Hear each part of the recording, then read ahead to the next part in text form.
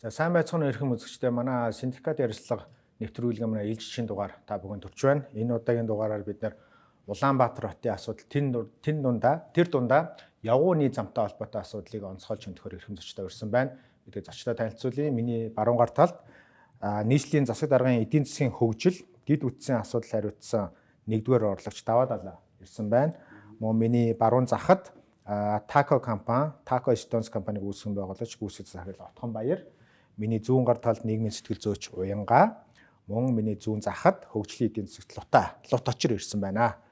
За би эхний асуултаа тавья. Бүгдээрээ мэдж байгаа үндсэн хуулиараач тэр олон улсын янз бүрийн Монгол улсын нэгдэж олсон конвенцороос тэр Монгол хүн эрүүл аюулгүй орчинд ажиллаж амьдрах эрхтэй гэж заасан байгаа тийм. Тэгэхээр ялангуяа энэ Улаанбаатар хотын иргэд ялангуяа явган явдаг тийм ээ, тэрэгэнцэртэй хүүхдээ тэрээ явдаг аав ээжүүд жаахан хүүхдүүд маань энэ эрхээ эдэлж чадчихэв үү гэдэг одоо энгийн юм шиг мөртлөө тэнэгдүү асуултаас эхлэе да. Тэгээ эхлээд хэдүүлээ асуудлуудаа яг тодорхойлоод тэгээ дараа нь ямар ажлуудын дээр хийгдэж байна, асуудлыг шийдэхэд ямар асуудал тулгамднаад байгаа. Тэгээ бидний оролцоо яг юу байх ёстой талаар ингээд яриа гэж бодож байна. Тэгээ Уянгаас эхлээд таны бодлыг сонсъё. Улаанбаатар хотод нөө явган явах эрх хэрхэн хангагдж байгаа юм бэ гэдэг асуудал дээр явган явахын тулд тийм бэрхшээлгүй байхаа гэж хулгайддаг тий. Бид тэр ингээд явган явах нь өөрөө ингээд бэрхшээлтэй, айдастай ингээд яана гэд нэг хэдэн удаа бодоо үзтээ. Ерөнхийдөө ингээд айдас тавтчих шүү дээ тий. За нэг хүн биш нэг өсрөө нэг 4 5 удаа яг тэр айдсыг мэдэрсний дараа би ер нь болдсон юм уу да гэдэг ухралт хийж эхэлдэг тий. Хэрэв хүний сэтгэл зүйн хувьд тийм төгшүүртэй, тийм тавгүй байдалд оруулаад байгаа бол тэр эрх нь бол хангахгүй байна гэж ер нь бол тооцож болно шүү дээ тий. Тэгээ тэр хүмүүс бол өөрсдийнхээ жамсны эрхээ эдлэх нь өөртөө ингээд асуудал болох юм байна. Би ер нь аюул төртөх юм байна гэдэг тийм мессеж өөрөө архитектур нь өгöd байгаа юм. Тийм нөхцөл бол байгаа. Тэгээд одоо жишээлбэл явган зам дээр өнөөдөр тулгамдж байгаа асуудал юу? Миний хувьд бол энэ скутер тий. Цахилгаан скутер гэдэг бол би жоохон бахад бол миний хувьд явган замаар алхахад бэрхшээлтэй юу гэдэг үйсэн бэ гэхээр траншены нөх байхгүй. Тэгсэн чи тэрнээс хойш бидний ингээд зовлон айгу хэд дахин өөр болсон байгаа даа. Одоо жишээлбэл нийслэлийн ингээд нөө шинэ машин замын шинэ хувьчлалт ингээд хийгдэн. Тэнгүүтээ явган зам нь алга болчдөг. Тэр айгу олон жишээ биелж чадна. Жишээл нь хажуухын талд Браухаус драма хоёрыг холбоцоо өгдөг гэсэн зам алга болсон тий. Одоо их тайвны гүүрээс урагшаа явангууд нэг явган зам байдаг гэсэн байхгүй болсон тий. За ингээд явган замууд нь цөөн болоод ирэнгүүч бид нар чинь явж байгаа хэсгүүд нь айгу бага болоод эхэлж байна тий. Тэгэнгүүтээ яг тэр бага болж байгаа хэмжээгээр нөгөө хүний тоо нэмэгдээд байдаг. За тэгээ нэвтрэх чадвар нь багасаад эхэлсэн. За тэгэнгүүтээ явган зам траншены нөхөнд байхаа болцсон бол одоо би нэвтэрч чадах уу энийг ер нь энэ олон хүний цуваг. Одоо тэгэнгүүт хүний цаваагаас гадна цахилгаан скутер гэдэг юм гараад ирсэн. Тэр хүмүүстэй тэр болгонд ингээд би үгүй чи энэ чи явганы зам штэ гэхээр үгүй эн чинь би ингээд өөр хаана явах ингэж яриад байгаа хгүй. Тэгэхдээ тэр хүмүүс юу ухамсарлахгүй байна гэхээр нэг машины цахилгаан тээврийн ард суучаад жолооч болчиход байгаа хгүй. Тэ? Тэр зарчмын юмарс ойлгохгүй байгаа хгүй. Би тэр хүмүүсийг чил явган явж хахтан чи самаас холдооч гэж хэлж байгаа юм биш шүү дээ. Би ингээд жамсны эрхээ эдлэх гээд явах гэхээр маш хурдтай. Хурд гэдэг чинь би ингээд айдас тавтаж байгаа хгүй. Намайг хурж ирээд тэр төмөр хурж ирж мөргөл яана миний бие махбодод одоо гэмтэл учруулна гэдэг айдас тавтаа маш тухгүй байдалд оруулж байгаа байхгүй тий. Ийм асуудлууд бол үнэхээр тулгамдж байгаа. Тэгээд одоо жишээл гэмтлийн эмчнэрийн жишээл нөгөө нэг саяхан нэг видео контент явуулсан шүү дээ. Хүүхдтэйг одоо жишээл юу унуулахгүй байх вэ гэд бүгдээрээ л ерөөс нэг дугаарл цахилгаан скутер сурган гэдэг ч юм тийм хариулж байгаа байхгүй. Тэгээд тэдний хувьд болохоор үдж байгаа өвчтнийхээ тоогоор мэдээж мэржлийн хүмүүс юм чи магталж байгаа шүү дээ. Маш аюултай юм байна гэд нэг тиймэрхүү л ах шүү дээ тий. За Лутаа бас энэ асуудлууд дээр нэлээд хөндөд бас иргэний хувьар ингээ оролцоод асуудал гаргаа явдаг тий. Таны бас байр суурийг сонсъё. Ер нь бол хотод яг энэ явган хүний болон энэ дэд үтцийн замын одоо мэдээж хэрэг хөрөнгө оруулалт шаардлагатай. Тэрэн дээр хот ч бас нэлээд мөнгө гаргаж байгаа. Би бас энийг бол бас дэмжиж байгаа. Одоо жишээлбэл одоо нийслэлийн одоо хөрөнгө оруулалтад зарж байгаа мөнгийг гэдэг бодлоо л та. 2 жилийн өмнө ихэд нийслэлийн төсвийн зардал 2 их найд байсан бол одоо 5.9 их найд болсон байна. Тэрнээс 4.5 нь бол хөрөнгө оруулалтын зардлууд болсон байгаа шүү дээ. Тэгээд одоо нийслэл маань өөрөө бол маш их ингээд хөрөнгө оруулалтын зардалтай болсон. Мөн одоо бонд гаргаад $500 сая жишээлбэл одоо бонд зараад тэгээд дид үтсийн хөрөнгө оруулалтууд, мөн орон сууцны хөрөнгө оруулалтууд хийгээд байгаа байхгүй да. Тэгэхээр одоо мэдээж хэрэг эн чинь хотын одоо дид үтсийн явган болон авто замын асуудлыг шийдэх нь зөв. Гэхдээ тэр маань яг зөв явж гин үг гэдгийг ингээд харахаар бас яг ингээд нөгөө одоо орчин үеийн одоо хүмүүсийн тэ амьдрах зорчих энэ асуудлыг зөв шийдэж гин үү гэдэг талаар аюул шүмжлэлтэй байна. Одоо яг уянгааг хэлдэг зөвлөлтөө одоо явган үний зам дээр цахилгаан скутеруудыг ингээд тэ одоо мэдхгүй миний мэдхийн л 3 компани л байх шиг байна тий. Одоо энэ маань өөрөө аюулгүй эрүүл орчинд амьдрах эрхтэй ингээд халдаад байгаа. Тэгэхээр одоо бидний 4.5 их найдын хөрөнгө оруулалт маань хаана яг зөв зарцуулж байна гэдэгт л ярих хэрэгтэй. Одоо яг дугуйн зам, скутерийн замыг бид нар яагаад тусад нь гаргаж болохгүй байгаа юм те? Явган замыг одоо бид нар ингээд нөгөө нэг хэсгийг ингээд ногооноор ч юм уу, улаанаар ч юм уу будаад тэгээд явган замаасаа танаад дугуйн зам гэдний нарийнхаан зам үүсгээд байгаа. Энэ мал бас шийдэл биш юм аа. Тэ? Хөгжилтэй орнуудад энэ чинь нэг яг явган замтайгаа зөрүүлээд өөр төвшөнд хийдэг те. Одоо манай Улаанбаатарт бол тэрнийг хийх бүрэн боломжтой. Улаанбаатар бол жижигхэн. Тэгэхээр бид нар дугуйн замыг ингээд өндөрт гаргаад явуулаад авах боломж бол байгаа. Одоо Улаанбаатар маань баруунаас зүүн тишээ урагшаа хоошоо сунсан. Ер нь бол энэ томтой штэ. Уулын хідэн амуудаа дагсан гэдэг. Тэгэхээр бид нар тэрнийхээ дид үтсийг хийгээд ингээд явахгүй. Яагаад ингээд одоо байгаа явган замаа дахиад шинжилээд хятадын одоо өндөр үнэтэй хавтангаар тий халтаргаатай юм хавтангаар хийгээд байгаа юм бэ гэдэгт л би ингээд бас айгүй тийм шүмжлэлтэй алдаж байгаа. Тийм. За би тэгээ отгоогийн бас саналыг сонсоод хамгийн сүүлд даваадлаа дараа мэдээлэл авъя. Яг эргэн үнийхээ хувьд тий. Ер нь бол яг бүгд л мэдж байгаа ш. Тэрийг дахиж ярих юм шаардлагагүй. Тэр иргэдийн аюулгүй орчин хангаж хангахдахгүй байгаа л да мэдээж. Гэхдээ энэ гэрээс хин нэг одоо гинт ингээ үүссэн асуудал шиг ингээл хин нэг шүүмжлэл хин нэгний дайсан болгоол тэр үнийг сошиалар бөмбөгдөхтэй асуудал нь биш. Би тэгээд нөгөө Ташкентад бас судалгаагаар явж исэн чулуун цамгаар.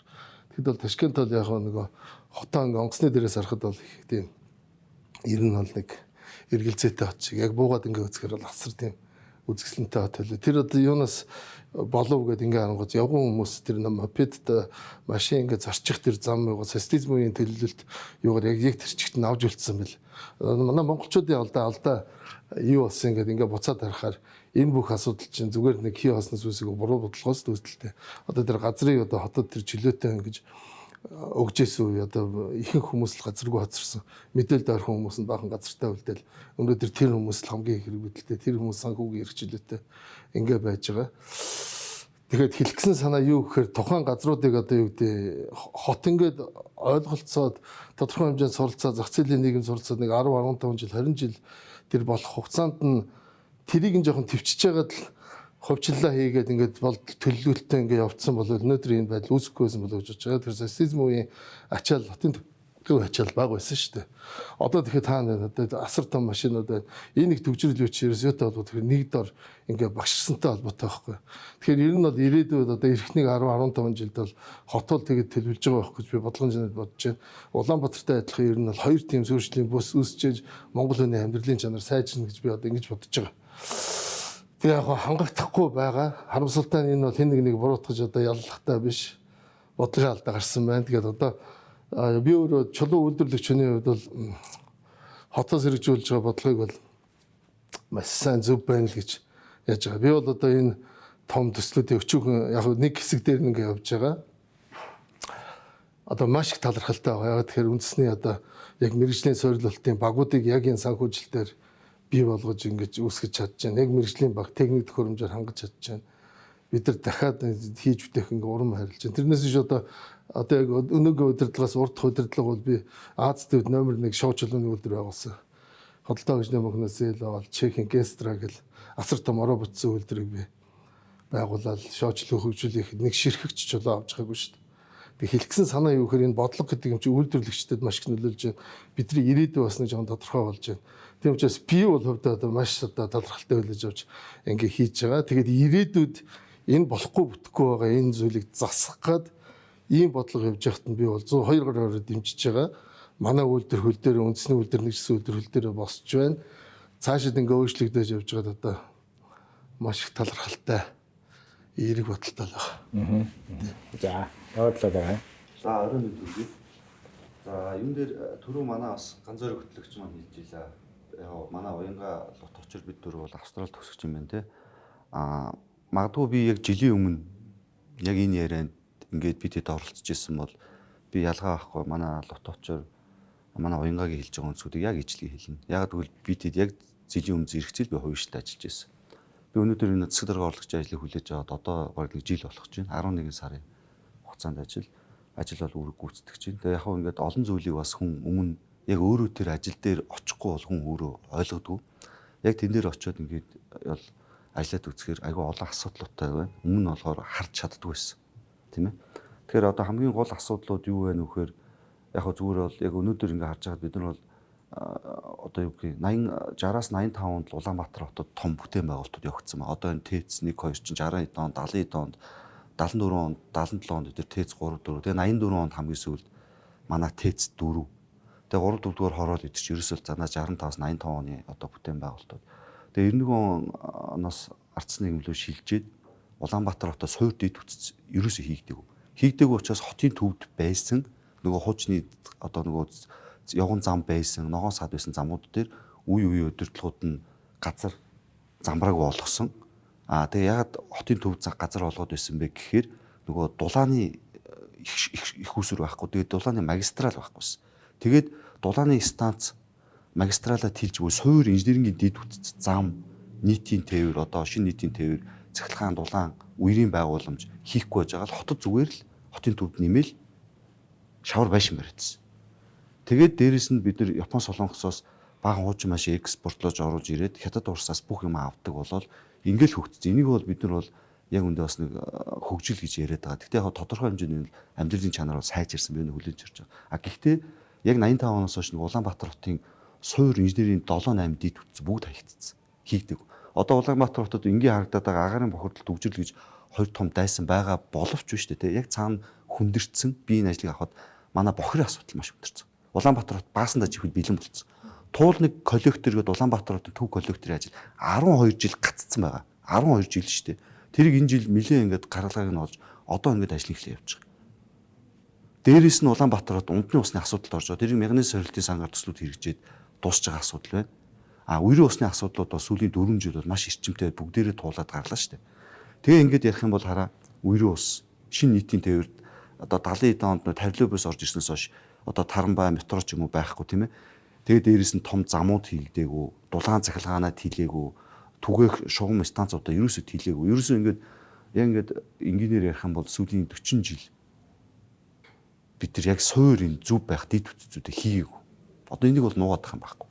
Бүх тойронд статистик бол. Тэгээ Улаанбаатар хот анх нөгөө 470 мянган хүнд сүүлд мастер төлгөө хийсэн. Тэрнийхээ суур дэд үтц дээрээ албан статистикээр 1 сая 670 альбомсоор 2 сая хүн чигчиж байгаа байхгүй. Тэгэхээр инженеэр ярих юм бол яг инженер хүнийхэн тооцоолоор нэг хүнд зориулсан 0 айлаар ярих юм бол нэг айлыг социализмын төлөвлөлөөд нэг хүн зориулсан 0 гэжээд өнөөдөр тэр 0 дээр 4 хүн байгаа байхгүй. Тэгэхээр өнөөдөр түгжрэл агаарын бохирдол цаашлаа зүгээр харагдахгүй байгаа болж энэ бохирын асуудал дээрээс нь тэр түгжрэл агаарын бохирдол гэж чинь дулаан цахилгаан Улаанбаатар тэлээгүйс болоод. Тэгэхээр яг сүүлд бид нар бол энэ бүх асуудлуудыг ойлгоод Улаанбаатарт одоо түүхэндээ анх удаа бүр олон жилийн харж 20 40 гээд төлөвлөгөө мастер төлөвлөгөө хийж урт хугацаанд гарсан. Тэгээ түүнтэй уялдуулаад бид нар богино хугацааны бодлого байх хэрэгтэй байна. Дунд хугацааных байх хэрэгтэй байна. Урт хугацааныхаа ялангуяа эхлүүлэх хэрэгтэй.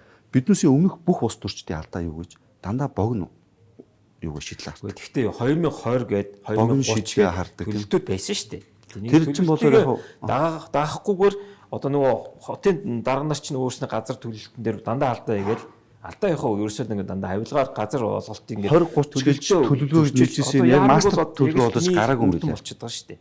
Одоо яарам дээр ганцхан төв зам байдаг. Бусад ингээд яг ингэсэн юм байлээ. Одоо ингээд нөгөө ингийн мэдээ. Салбар замууд нь байхгүй. 20 30 20 40-гээд одоо төлөвлөгөө байсан гэж яриад байгаа. Яг тэрийг нь хаваад үзээрэй. Тэр нь яг ийм 20 40 хэмжээний бүх юм нь уялдуулсан юм төлөвлөгөө байхгүй. Одоо 20 30-гээд өмнө төлөвлөгөө гээл хот байгуулалтаас хийгээл явж ирсэн юм байгаа. Тэгэхээр тэр төлөвлөгөө нь аяг ботор хараад үзээрэй. Одоо биднээс хийж байгаа 20 40 төлөвлөгөө яг саний миний яриад байгаа нэг хот байх хэвээр нэг 7 суур бүц байгаад байна шүү дээ. Дулаан, цахилгаан, нийтийн тээвэр, бохир ус хангамж тийм ээ. Үр өсний байгууламж гээд тэгээд энэ чинь бол инженерийн суурьд төцөд эднүсийг нь одоо яг ингэж аль биесээр уялдуулж ингэж хийгээд ингэсэн урт хугацаа гарсан нэг ч төлөвлөгөө байхгүй шүү. Одоо хүмүүс болохоор байгаа гэж ярьдаг. Яг тэрийг бодиттой хараад тоон дээр цаасан дээр төлөвлөгөө биелүүлэхгүйтэй л байгаа. Би тэгж яг бодож тэрээс байхгүй биш шүү. Тэгээд байсан. манай өмнөх улс төрчид ямар нэг хэмжээгээр урт хугацааны ийм шийдлийг хизээч барьж авч эхлүүлдэг. Дандаа айгаад ингээд богино хугацаанд дандаа өнөөдрөөр аргалж явдаг гэсэн. Нэг өсөндөө ингээд за өнөөдөр маргаашийн зовлонгийг ингээд дугуйлах ч гэдэг. Тэгэхэд ингээд богино хугацаанд аргалаад тахаар энэ агаар мөхөрл төвжирд идэр чинь урт хугацаанд шийдэгдэг. Бид нар шинэ станц хэрэгтэй, шинэ магистрал хэрэгтэй, хотоо шинээр тэлэх хэрэгтэй, шинэ нийтийн тээвэр хэрэгтэй. Тэрийг зоригж хийсэн хүн ерөөсөй байгаагүй. Яг тодорхой хэмжээнд эхлүүлж ирсэн хүн байгаа. А гэхэд би одоо зүгээр нэг тоо хоримт хэлэхэд Улаанбаатар хот шүү дээ, тий. 2024 онд нийслэл одоо засгийн газраас Улаанбаатар хотыг дэмжих, дэд үцгийг дэмжих жил болгосондоо бид нар 24 мега цэцлэг зарласан. Бид нар өнөөдөр 11-ийг эхлүүлсэн байна. 11 шүү. 11. Энэ бол түүхэндээ байхгүй том амжилт. Энийг бид нар 4-6 жил дуусгах юм бол нөгөө эдийн засгийн тооцоог нь би харж болох уу? Одоо мэдээж хэрэг хот ч нэ өөрөө тэр чинь бас яг л нэг айл гэр шиг л тодорхой мөнгөн орлоготой, зарлагтай тий. Тэрнийг ямар мөнгөө юунд зарцуулах уу? Тэрнийг буцааж яаж олох уу тий? Тэгэхгүй дандаа үр тавиад явж болохгүй шүү дээ. Одоо жишээл хот бол 500 сая бонд гаргаад бондынхаа мөнгөөр одоо яг нөгөө эргэж олохгүй одоо дид үтц рүү ингээд мөнгө хийгээд байгаа шүү дээ. Одоо явган замын засчийн жишээлбэл тийм үү? Тэр чинь угсаа эргээд хот маань 500 саяын тэр богино хугацааны үр төлбөрийг төлөх ёстой тийм үү? Ямар их хүсээр төлөхийн тэр тооцоо судалгаа байд юм уу гэдгийг би асуумаар байна л да. за тооцоо судалгаа бол байгаа. Нэгдүгээр бүгд төсөв тэзүү хийгдэж байгаа. Тэзүүн дээр эдийн засгийн эсвүүд нь байж байгаа. Тийм ээ нөгөө BCR, NCR гэх бүх үзүүлэлтүүдэд тооцож байгаа. Одоо компаниуд тусдаа. Дараа нь бид нэр юуны Францын Германы PTV Visium гэдэг стандарт одоо яг нөгөө юм юунууд програм хангамжууд байгаа. Тэрэн дээр болохоор хот худалдаж аваад тэгээ хотынхоо өгдлүүдийг оруулаад 12 жил хөгжүүлсэн. Тэн дээр бид нэр 2 манай тустай газар тооцоолт хийдэг. Тэгээ тэр симуляцны тооцоолт. Яг юуны Германы PTV Visium гэдэг ингээд 7 төрлийн програм байж байгаа. Тэр нь болохоор хотуудын мэдээллүүдийг ингэж олон жил дотор нь оруулсаар хагаад хотын дотоодын нийт бүтээгдэхүүн өсөлт, замын төгжрөл бүх симуляцуудыг гаргаж ирдэг. Нэг нь математик тооцоолтоор өөрөө бодож идэг, нэг нь болохоор бодит хүний хөдөөнд дэс хоёр янзаар хөгжүүлээд явцсан. 12 жил бид нар хөгжүүлсэн байж байгаа. Тэрүүгээр хийж бүх төслүүдийнхаа дотоодын нийт бүтээгдэхүүнийг өгөөж замын төгжрлийг бууруулах хувьгээ зарлаад байгаа шүү дээ, тий. Бид нар чинь дандаа тэр PTV Vision дээр гэж. Яг PTV Vision бол хуучин одоо энэ хот төлөвлөгчдийн дунд сүүлийн нэг 25-30 жил хэрэгжиж байгаа Германы хөгжүүлсэн програм стандарт платформ симуляц юм л. Одоо бид нар юу хийж зорж байгааг бол дэлхийд дахин дижитал ТV, виртуал ТV ингээд нөгөө BMI гэдэг нөгөө барилгын зургуудыг нэг платформ дээр хийж хардаг шиг хотыг сканердаж оруулаад дижитал ТV нэг дээр ингэж оруулж харснараа симуляцийг бас бодиттой хийн. Одоо хүний хөдлөө хүн бүрээр нь дээрэс нь нөгөө доор байгаа бусад дид үтцүүдэд уялдуулж харж алдаа гарахгүй гэдэг бол анхны суурийг энэ жил эхлүүл явж байгаа. Энэ дээр их энийг юм асуумаар байна л да даваад. Одоо хоттой мэдээч хэрэг татвар төлөгчдийн мөнгийг цуглуулад ямар нэг хөрөнгө оруулалт хийгээд байгаа шүү дээ. Гэтэл яагаад хувийн хвшлийн хийх боломжтой төслүүд хийгээд байгаа юм бэ? Орон сууцны төслүүд. Тий, би тэр эдийн засгийн Сэлбэтэв чинь 2.2 айгүй том дүнтэй яваад байхгүй да. Одоо тэрэн дээр зориулж бүр бонд гаргасан тийм 500 сая. Тэгээд одоо хувийн хвшил маань өөрөө тэрнийг хийх боломжтой орон сууцны төсөлд ороод тэгээд гүйцэтгэгч нь хятад компаниуд сонгогдоод одоо улсын төсвийн хөрөнгө оруулалт маань өөрөө Монгол улсынхаа аж ахуйн нэгж хувийн хвшлийг дэмжих ёстой шүү дээ. Хүн болгон тэгж ярьдаг. Төсөв батлагтай тэгж хүн болгон тэгж ярьж байгаа. Улс төрчин. Яг бодит үрд нь болохоор өөр хөрш орны худалдаа авалтыг дэмжиж яваад байгаа байхгүй. Тэгэхээр миний бодлоор бол улсын төсөв болон улсын нийслэлийн төсөв маань өөрөө дид үтц хөрөнгө оруулалтыг дэмжих суур дид үтцээ дэмжиж бусад одоо хувийн хвшил хийх боломжтой одоо нөхцөлүүдийг гаргаж өгөх. Тэгэхгүй харин тэр дид үтцийг булаацлаад байгаа юм биш үү гэж би. За би түрүүний нэг хэд хэдэн жоохон ташаа мэдээлэл өгсөн тэний цаат очив. Нийслэлийн төсөв нэг 4.5 их найд биш. Өнгөрсөн жилийнх энэ он шүү дээ 2025 оны хөрөнгө оруулалтын зардлын урсгал зардал 1.6, хөрөнгө оруулалтын зардал нь 2.1 их найд байгаа. 2025 оных. Тийм байгаа. Миний л хийж байгаагаар. Өөртөө хараад байж магадгүй. Нэгдүгээр асуудал. Хоёрдугаар асуудал бид нар ингээд өөр аваад дэмий юмд хөрөнгө оруулалт хийгээд байна гэж ярьж байгаа. Дараагт би тэн дээр бас нэг юм хариулчих. Тэр ягаад өөр зээлээд бид нар өнөөдөр монголчуудаараа би нэг л зүйлийг бас хариуцдаг. Бид нар макро эдийн засаг мэддэг хүмүүс юм бэл. Бид нар дандаа мэддэггүй. Ягаад гэвэл бид нар дээр нэг ойлголт байна. 2024 онд 2025 оны төсийг хилцэж хахад их хурл дээр юу яригдсан бэ? Алдагдaltaгүй төсөв. Алдагдaltaгүй төсөв дээр бүгд баярлаацсан. Энэ бол хамгийн буруу бодлого байсан. Би энийг аюу хариуцлагатай одоо ингэж хэлж байна. Алдагдaltaгүй төсөв гэдэг бол хамгийн буруу. Дэлхийн хөгжсөн орнд шүү дээ. Хөгжсөн Австрали, Америк, Япон бүх улсуудад залуу гэр бүлүүд тогтвортой ажилд орох юм бол моргэж авдаг. Моргежийн зээлээр байраа авдаг. Гар утсаа авдаг.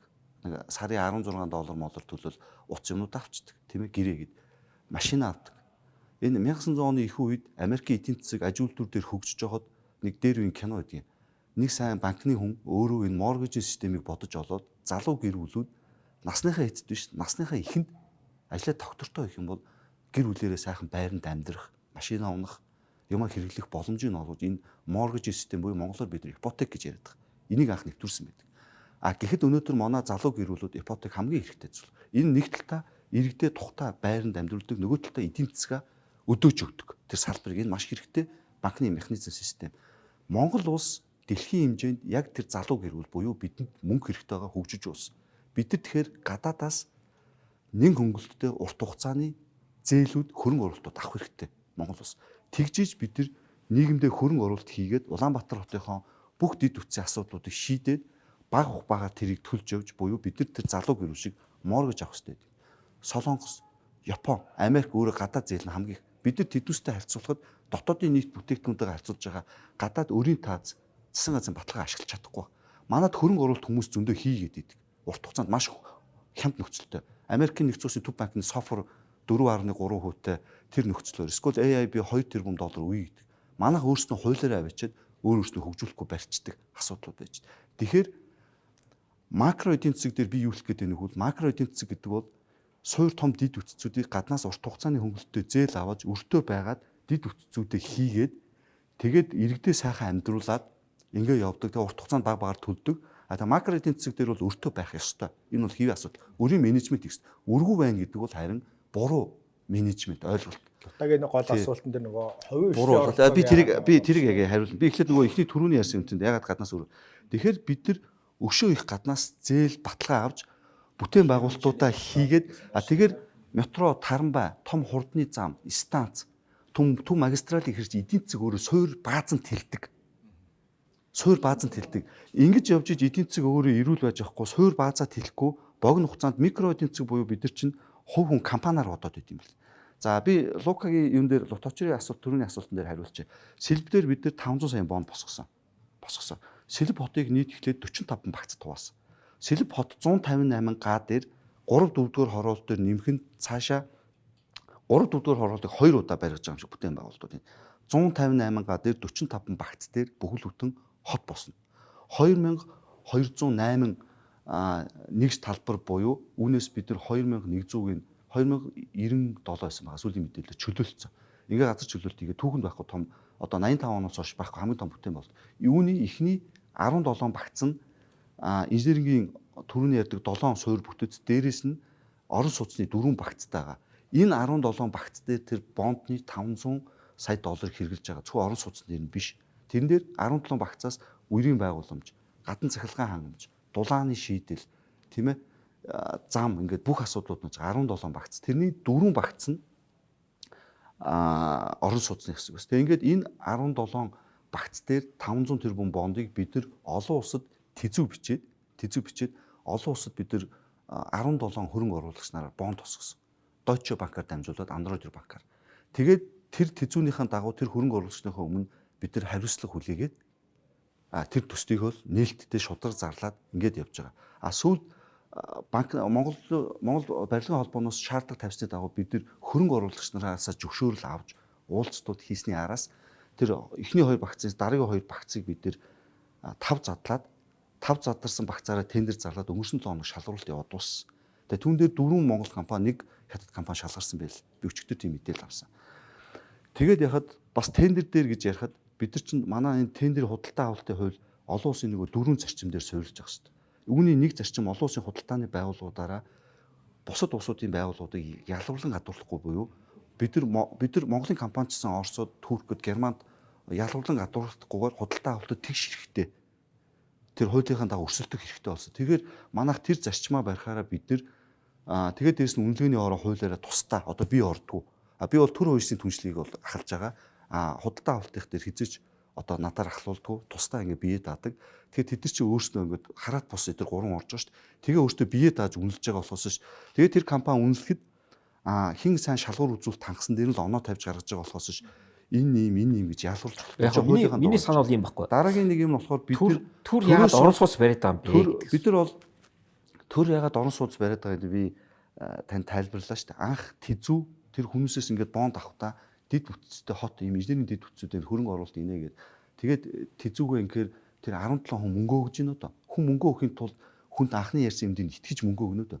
Тэрүүгээр нь хийгээд анх бичсэн тэзүүний тооцоолоороо бид нэр дид бүтцтэй анхны орон сууцтай юм хэсгүүдийг ингэж хийж бусад дид бүтцүүд хийж энэ хот өөрөө анхны 20 минут яваад хүндээ хэлтэй юм хот болох юм байна гэдэг зарчмаар бол ингэж хувийн ишлүүд хийж байгаа төслүүд зөндөө байгаа. Тэднээс яадлахаас шалгараад явж байгаа. Өнгөрсөн 7 хоногт ханы материалын хэсэг дээр яг таны хэлээд байгаагаар 3000 орон сууцныхыг ханы материал дээр шалгуулалт явагдаад материал импекс билүү. Би жоохон компаниудын нэр солиод байж магадгүй. Шалгарсан байлээ. Өөрсдөө хийн гэдэг. Тэгэхээр бид нар Улаанбаатар хотын хэмжээнд орон сууцчул Улаанбаатар хотын дахин орон сууцчул гэх компанид бид нар 40 төсөл гарах хэмжээ. Нийслэлийн НОСК болон орон сууцны газар гэдэг ингээд нийт Улаанбаатар хотын хэмжээнд 60 байршил дээр хувийн ишлүүд өөрсдөө төсөл гарах хэмжээ ихэд шалгараад яг явж байгаа. Монголын өнөөдөр барилгын салбар ажлах хүчин дутагдсан, ажлаа дийлхэ болж байгаа шүү. Тодорхой хэмжээнд. Өнөөдөр манай Тасо компани захирал бас ярих бах тийм ээ. Ажлах хүчин үнэхээр дутагдсан. Бид нар бол бүтээн байгуулалтуудыг өнгөрсөн 40 жилээр нөхөж бол өнөөдөр маш хурдтай эхлүүлж чадаад байгаа. Улаанбаатар хот энэ ирчээрээ бариад нэг 4 хүмүүс 5 жил болох юм бол бид нар цаашид 60 жил Улаанбаатар хот суур инженерийн дэд бүтцийг бид нар хийчихье. Тэгээд 60 жил цаашаа одоо том одоо хүн ам өсгөд хүндрэлтэй асуудал гарахгүй бид нар тэгж төлөвлөж 2040 дээр харж одоо томцлуудыг эхлүүлж байгаа гэсэн. За ойлголоо. Уянга асуултаа. Аливаа нийгэм одоо зөв өөрөөр шиллээ шүү дээ ингээд нэг гоё ирээдүй бүтээх гэж байгаа тий. Тэрний тулд одоо ингээд бид нар макрогоор харддаг байсан юм байна гингүүтэй. Одоо яг өөрөө чи ярианцлахоор над юу ойлгож чинь гэхээр ихэнх төслүүд юусэн ингээд макроор орцоо байгаа байхгүй. Аливаа юм зохистой байхын тулд одоо микро, мезо, макро юусэн энэ ингээд зохистой байнга ингээд эргэлтэнд байх шаардлагатай тийм үү.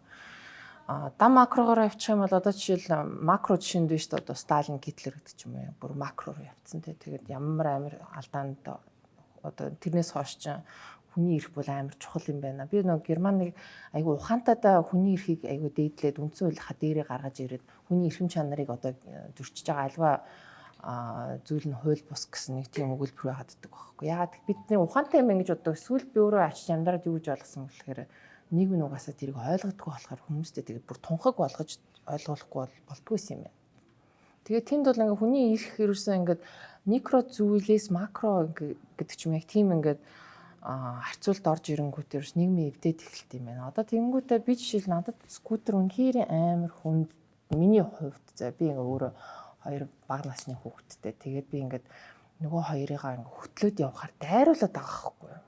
Би одоо ингээл зүгээр л явхад миний ингээд цамцанд ороогдвол пижаканд ороогдвол ерөөсөн миний хувц унаар сэмрээл те хүүхдүүдэд дайруул манай хүүхд хүртэл одоо бүр ямар хэлбэрлөө орцсон гэсэн чинь хөтэлдэг байсан бол ээж та эндээс барьчих гэж байгаа. Яаж гэсэн чинь тий эндээс бариад би энэ асуудлыг өчнөө тэр 1111 рүү те одоо ийм асуудал байна. Би ингээд өнөөдөр тэгээд жишээл ингээд манай хүүхдүүд ингээд хөтлөөд сургуулаас нь аваад явжлаа юм л та тэгсэн чинь нэг нь би айгаад байна гэх уйлдаг байхгүй. Би тэр бүтэн жил энэ траумаг шингээсэн байхгүй. Би одоо бол ингээд цахилгаан скутертэй хүн харахаар тэр хүн баг нүдэн дээр ингээд онголтоо дуунал хогчно гэх хэмжээнд дээрээ миний одоо сэтгэл зүг гэмтсэн байгаа байхгүй.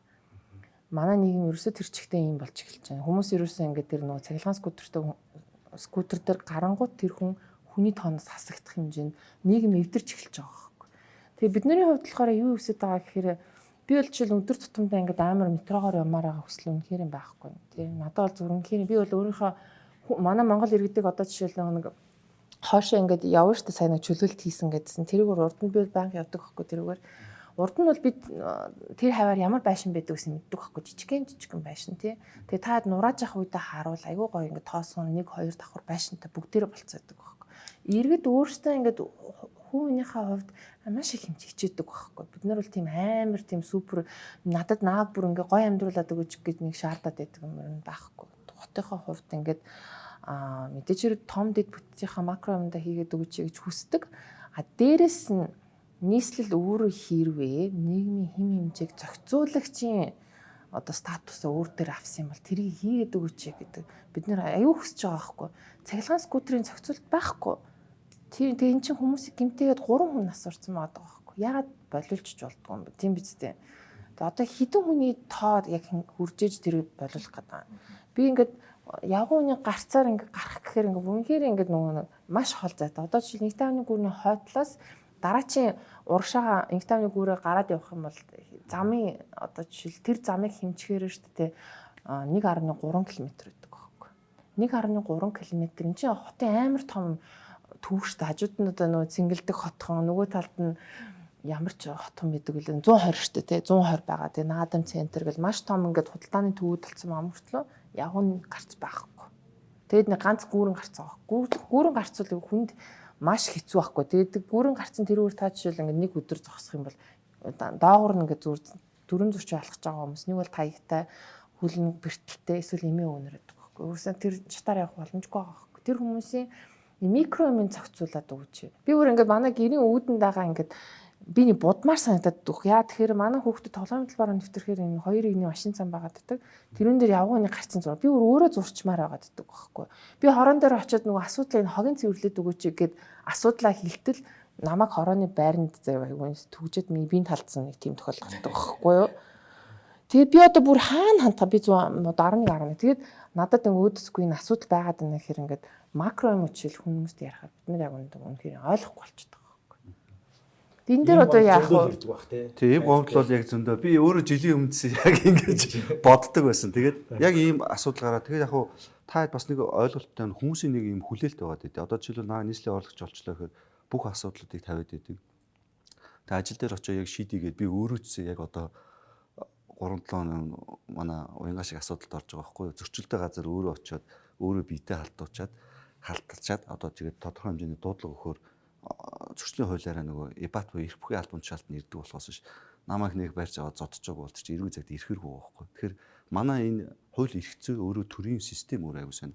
Одоо нийслэл ингээд аягүй олон асуудлаа хариуцаад байгаа юм шиг ирнэ. Нийслэлийн харьяа байгууллагуудаас ихэнх нь босоо удирдахтай хүмүүстээ яамдуудаас чиглэл авдаг. Цагдаа, онцгой, боловсрол саний юм үү. Тэгээд эрх мэдлийг нь иргэдээс бүр хэтэрхийх булаацаагаад байгаа байхгүй. Хууль эрх зүйгээр нийслэл нэг ч хууль өргөн барьдаг институт биш. Зөвхөн яамдуудлаас санал тавьдаг. А яг хууль барьдаг тэр саний яриад байгаа тэр авто замын тухай хууль мөлөж өөрчлөлт нь яамдууд. Яамдуудад өөрт нь яг энэ бүх хуулиудыг өөрчлөх яамдуудын сайд дээр журам тогтоол. Одоо энэ Улаанбаатар хотын дугаар хөдөлгөөн мопедны асуудал гэдэг их хурд дээр нөө саран чимэг гişүн бил ICC ахалцаа явж байгаа л да. Одоо хууль батлагдах гал өгч. Тэг нөгөө мопед юуны хороо. Тэгээ ингээ хаа чинь яг их хурд дээр яамдуудын асуудлууд байгаад идэг. А тэгээ нийслэл ингээд дид бүтцийн хувьд юм уу зохион байгуулалтын хувьд одоо босоо удирдлагатай яамдуудын арай байгууллагатай уялдуулж ажилладаг. А гэхдээ бид нар тэднээс шаардлага тавихаас биш 100% бас нөгөө ингээд уялдуулж ажилладаг хүндрэлтэй. А нийслэл өөрөө том бүтэц. А тэгээд яамдууд ч юм бол өнөөдөр ерхий сайд бол 19 сайттай шүү дээ. Нийслэл чи өөрөө тэр бүх асуудлуудтай нь оролцож байгаа хэрнээ хуулийн өргөн барьдгүй, журмуудыг гаргахгүй, эрдэнэ төлөөлөгчтэй хурлаар олгоцсон эрхүүд байна л та. Тодорхой хэмжээний те нийслэлийн татвар, замын хураамж, төлбөр гэдэг тийм асуудал. А тэгэхээр яг энэ суур улсын хэмжээний том өөрчлөлтүүд хууль журам чи ерөөсөө эрх мэдлүүд нандаа яам дээр их хурл дээр байж байгаа. Тэгэхээр яамтайгаа хоцтойгээд нийцэж ажилтсан байгаа шүү дээ. Нийцэж ажиллаад санал тавина. Тий, зорилго тавина, нийцэж ажиллаад санал тавина. Гэхдээ яам иргэдээс жоохон хол байгуулга. Яг үнэгэд л нийслэлээр бол иргэд бүгд ирдэг. Одоо нөгөө энэ яг төр бүгдийг зохицуулаад бас хууль дахиад нэг хууль санаачлаад ингээл төр бүгдийг юм яриад яг нэг хандлагын нэг өөрчлөлт нэг юм өөр өнцөг хараад байгаа хгүй. Миний бодлоор үгүй. Энийг бол ерөөсөө те ямар нэгэн одоо орчин үеийн хүмүүс яаж шийдэж чинь тийм үү? Бус дотын туршлагаас судлах хэрэгтэй. Одоо яг нийтийн тээвэр дээр харалтаа. Одоо нийтийн тээврийн айгүй том асуудал байгаа. Олон компанид хуваагдсан. Тэгээ билетийн мөнгө л хуваагаад байна. Одоо жишээлбэл энэ онд 340 тэрбум төгрөг нийтийн тээвэр зарцуулж байгаа шүү дээ. Тэрний 280 тэрбум зөвхөн үнийн зөрөө. Хөнгөлт биш шүү. Нөгөө компенсац гэж нөгөө юуны билетний үнийн зөрөө нь яаж байгаа юу? Тэрнээс ч нөгөө нэг Ахмад Настан нөгөө төрийн албаа агчдын хөнгөлт бол биш. Тэр орохгүйгээр 280 тэрбум. Гэтэл одоо тэ үнийн нийслэл өөрөө тэ нийтийн тээврийн үнийн зохицуултыг хийчихэд энэ тэр мөнгө хэмнэгдээд эсвэл нийтийн тээвэр нь өөрөө ингээд сайжирчих боломж байгаа хгүй. Уг нь бол одоо эн чинь маш олон маршрутуудаа төв зам дагуу ингээд давхцаад байгаа. Одоо бүх автобус гарах юм бол энэ зам маань өөрөө ачаалаад байхгүй бүгд ингээд цуваа болоод зогсно. Гэх мэт энэ асуудлаа зөв зохицуулчих асуудал шүү дээ. Уг нь бол хуулийн асуудал биш байхгүй да. Энэ менежменттэй л хийх ёстой. Түр өөрөө. Яг өнөө өглөө би яг тэр нөгөө фэйсбુક харж ирсэн. Дархан дээр ийм асуудал болоод байгаа юм билээ шүү дээ. Дархан ч нэг 10 автобус ч юм аваад нөгөө аймагаас аваад тавьцсан. Эсэг явж байгаа тэгээд нөгөө алдагдлалд орчлоо мөнгө өгөхгүй бол болохгүй гэдэг нөгөө шууд лайв явж хэлээ л дээ. Засаг дарга хөрөөнд орсон нөгөө тээврийн компани. Тэр нэг бол зогсоо, энийг бол нөгөө үнэ нэмий. Одоо 500 ч хөлөөд нөгрөөр явд юм дээ. Тэгээд бөө юм болоо л л дээ. Тэгэхээр энэний шийдэл нь та бас ингэ асуудлыг мэдэрч л байгаа бах тий. Энэ тэгтээ нөгөө нэг одоо жишээл нөгөө эн чинь нийгмийн зохицуулагч нийтийн тээвэр гэдэг чинь нийгмийн зохицуулалт таахгүй. Одоо жишээл би ингээд нөгөө нэг зохицуулт үсээд байна штэ нөгөө нэг энэ замын хөдөлгөөн төр байгаа скутерийг зохицуулаад өгөөч гэдэг. Ягаад тэгэхээр эн чинь нөгөө сэтгцэн эрүүл мэндэд бид нийгэм гэдгээр үс ойлгохгүй байгаа байхгүй. Нийгмийн одоо гишүүн бүр хотод гараад нийтийн орон зайд оролцохоороо тэр амар айцыг мэдрээд стресст орж ин тийм үү. Зарим би бол баг 2 хүүхдээ би ганцаараа алхахаар бол стрессийн левел бол айгүй жоохон маа 1 2 ч юм уу тий. Хүү 2 хүүхдээ тэрэл гарангуут яг психоsis руу ороод бараг л нэр урд скутер гарч ирэл өшүүлж унгаахан талгүй яг тийм байдалд орж ирж байгаа байхгүй тий. Тэгэнгүүтээ нийгмийн зохицуулдаг одоо зохицуулах үүрэгтэй тэрүүн дээр ашиг харж болдгоо юмуд байдаг байхгүй. Тэрүүн дээр жишээл нийтийн тээвэр байхгүй юу. Энийг бол яалтчгүй одоо ашиг харж болохгүй. Тэгсэн чинь одоо шүний тээвэр байхгүй байгаа та тий. Улаанбаатар тий. Ашиг харж болдгоо юмуд чи одоо жишээлбэл ингээд эрүүл мэндийн салбарыг ингээд бүхэлд нь одоо жишээл ингээд нөө ашиг хардаг нөгөө нэг капиталист юм руу ингээд орцсон нийгмүүд байна. Тэгээд тэнд нь очингууд нь ингээд дэмжлүүлэх гэр хүмүүс нь зарлаад илэхгүй үхээд идэг тийм үү. Тэгэхээр тэрийг зохицуул яадаг гэхээр боломжгүй байгаа санхүүгийн боломжгүй байгаа хүмүүс очиж үзүүлдэг нэг хэсэг жишээл имлэг бусдад нь бол хувийн гэдэг ч юм уу тэгээ зохицуулсан байгаа. Нийтийн тээвэр бол жишээл яг нийгмийн зохицуулагч үүрэгтэй тийм функцийнхаа хувьд бол ашиг харж угаасаа болохгүй. Тэрэн дээр бол алдагдaltaй жишээл ажиллахыг бол ойлгож болно. Яа тэгэхээр би жишээлбэл тэр нийтийн тээврийг хэрэглээд стресстгүй те айтаахан ингээд ажил дээр хүрээд ирчих юм бол би бүтээмжтэй байна. Би бүтээмжтэй байгаа юм бол тэр чинь эргээд нийгэмдээ би татвар илүү төлнө тийм үү. Тэр төлж байгаа илүү татвараар нийгмийн одоо жишээл тэр тээврийн хэрэгслийн ч юм уу юм ингээд балансаа барьж явах хэрэгтэй байхгүй. Би бол одоо жишээл миний бодлоор бол манай хотын иргэдийн стресс бол асар өндөр байгаа. Гудамжаар явхаар бол ингээд ажил хийдэг хүмүүс бол бараг л уах хэрэгтэй юм скутертэй хүүхдүүдгээ бараг ингээд үе хоорондын ингээд нөгөө нэг талцал үүсч эхэлж байгаа байхгүй. Тэгээд эргээд тэр залуу хүүхдүүд нь одоо жишээл ямар нийгмийн сэтгэл зүйн рүү орж ирэх тэр бүлэг зэрлэг хэлбэр рүү орж байгаа байхгүй. Тэгээ тэр аягүй сонирсдаггүй зэ. Тэр хүмүүс миний ойлгож байгаа тэр скутерүүд ингээд мөнгөө цагаар хэмждэг юм шиггүй лээ тийм үү? Тэгэхээр хүн цагаар хэмжүүлж байгаа болохоор яах вэ? Хурд явах гэ. Тэгээд нэмээ сэтгхүүн аяgus нь хурд гэдэг гүү штэ. Одоо манай нийслэлийн ч юм уу ингээд нөгөө автовэрийн газар эднэр дээр яг нэг тийм асуудал байгаа байхгүй. Түгжил ярихаар үүдээс хурд яриад байдаг байхгүй. Замын хөдөлгөөний аюулгүй байдал гэдэг чинь үндсэн зарчим нөхгүй. Тэрнээс бид нар машиныг хурдан явуулаад өгөөч гэдэг хүсэлт яг үндэ нийгмээр ерөөсө хүсэж байгаа биш шүү дээ. Бид нэр зам гарахтаа аюулгүй баймаар. Хэрвээ машинаар явж байгаа бол бид нэр тодорхой зохицуултад аюулгүй зарчмаар байна тий. Тэгээ бид нар нийгмийнхээ хувьд бол надад ч яг тэрэн дээр нийслүүлээ.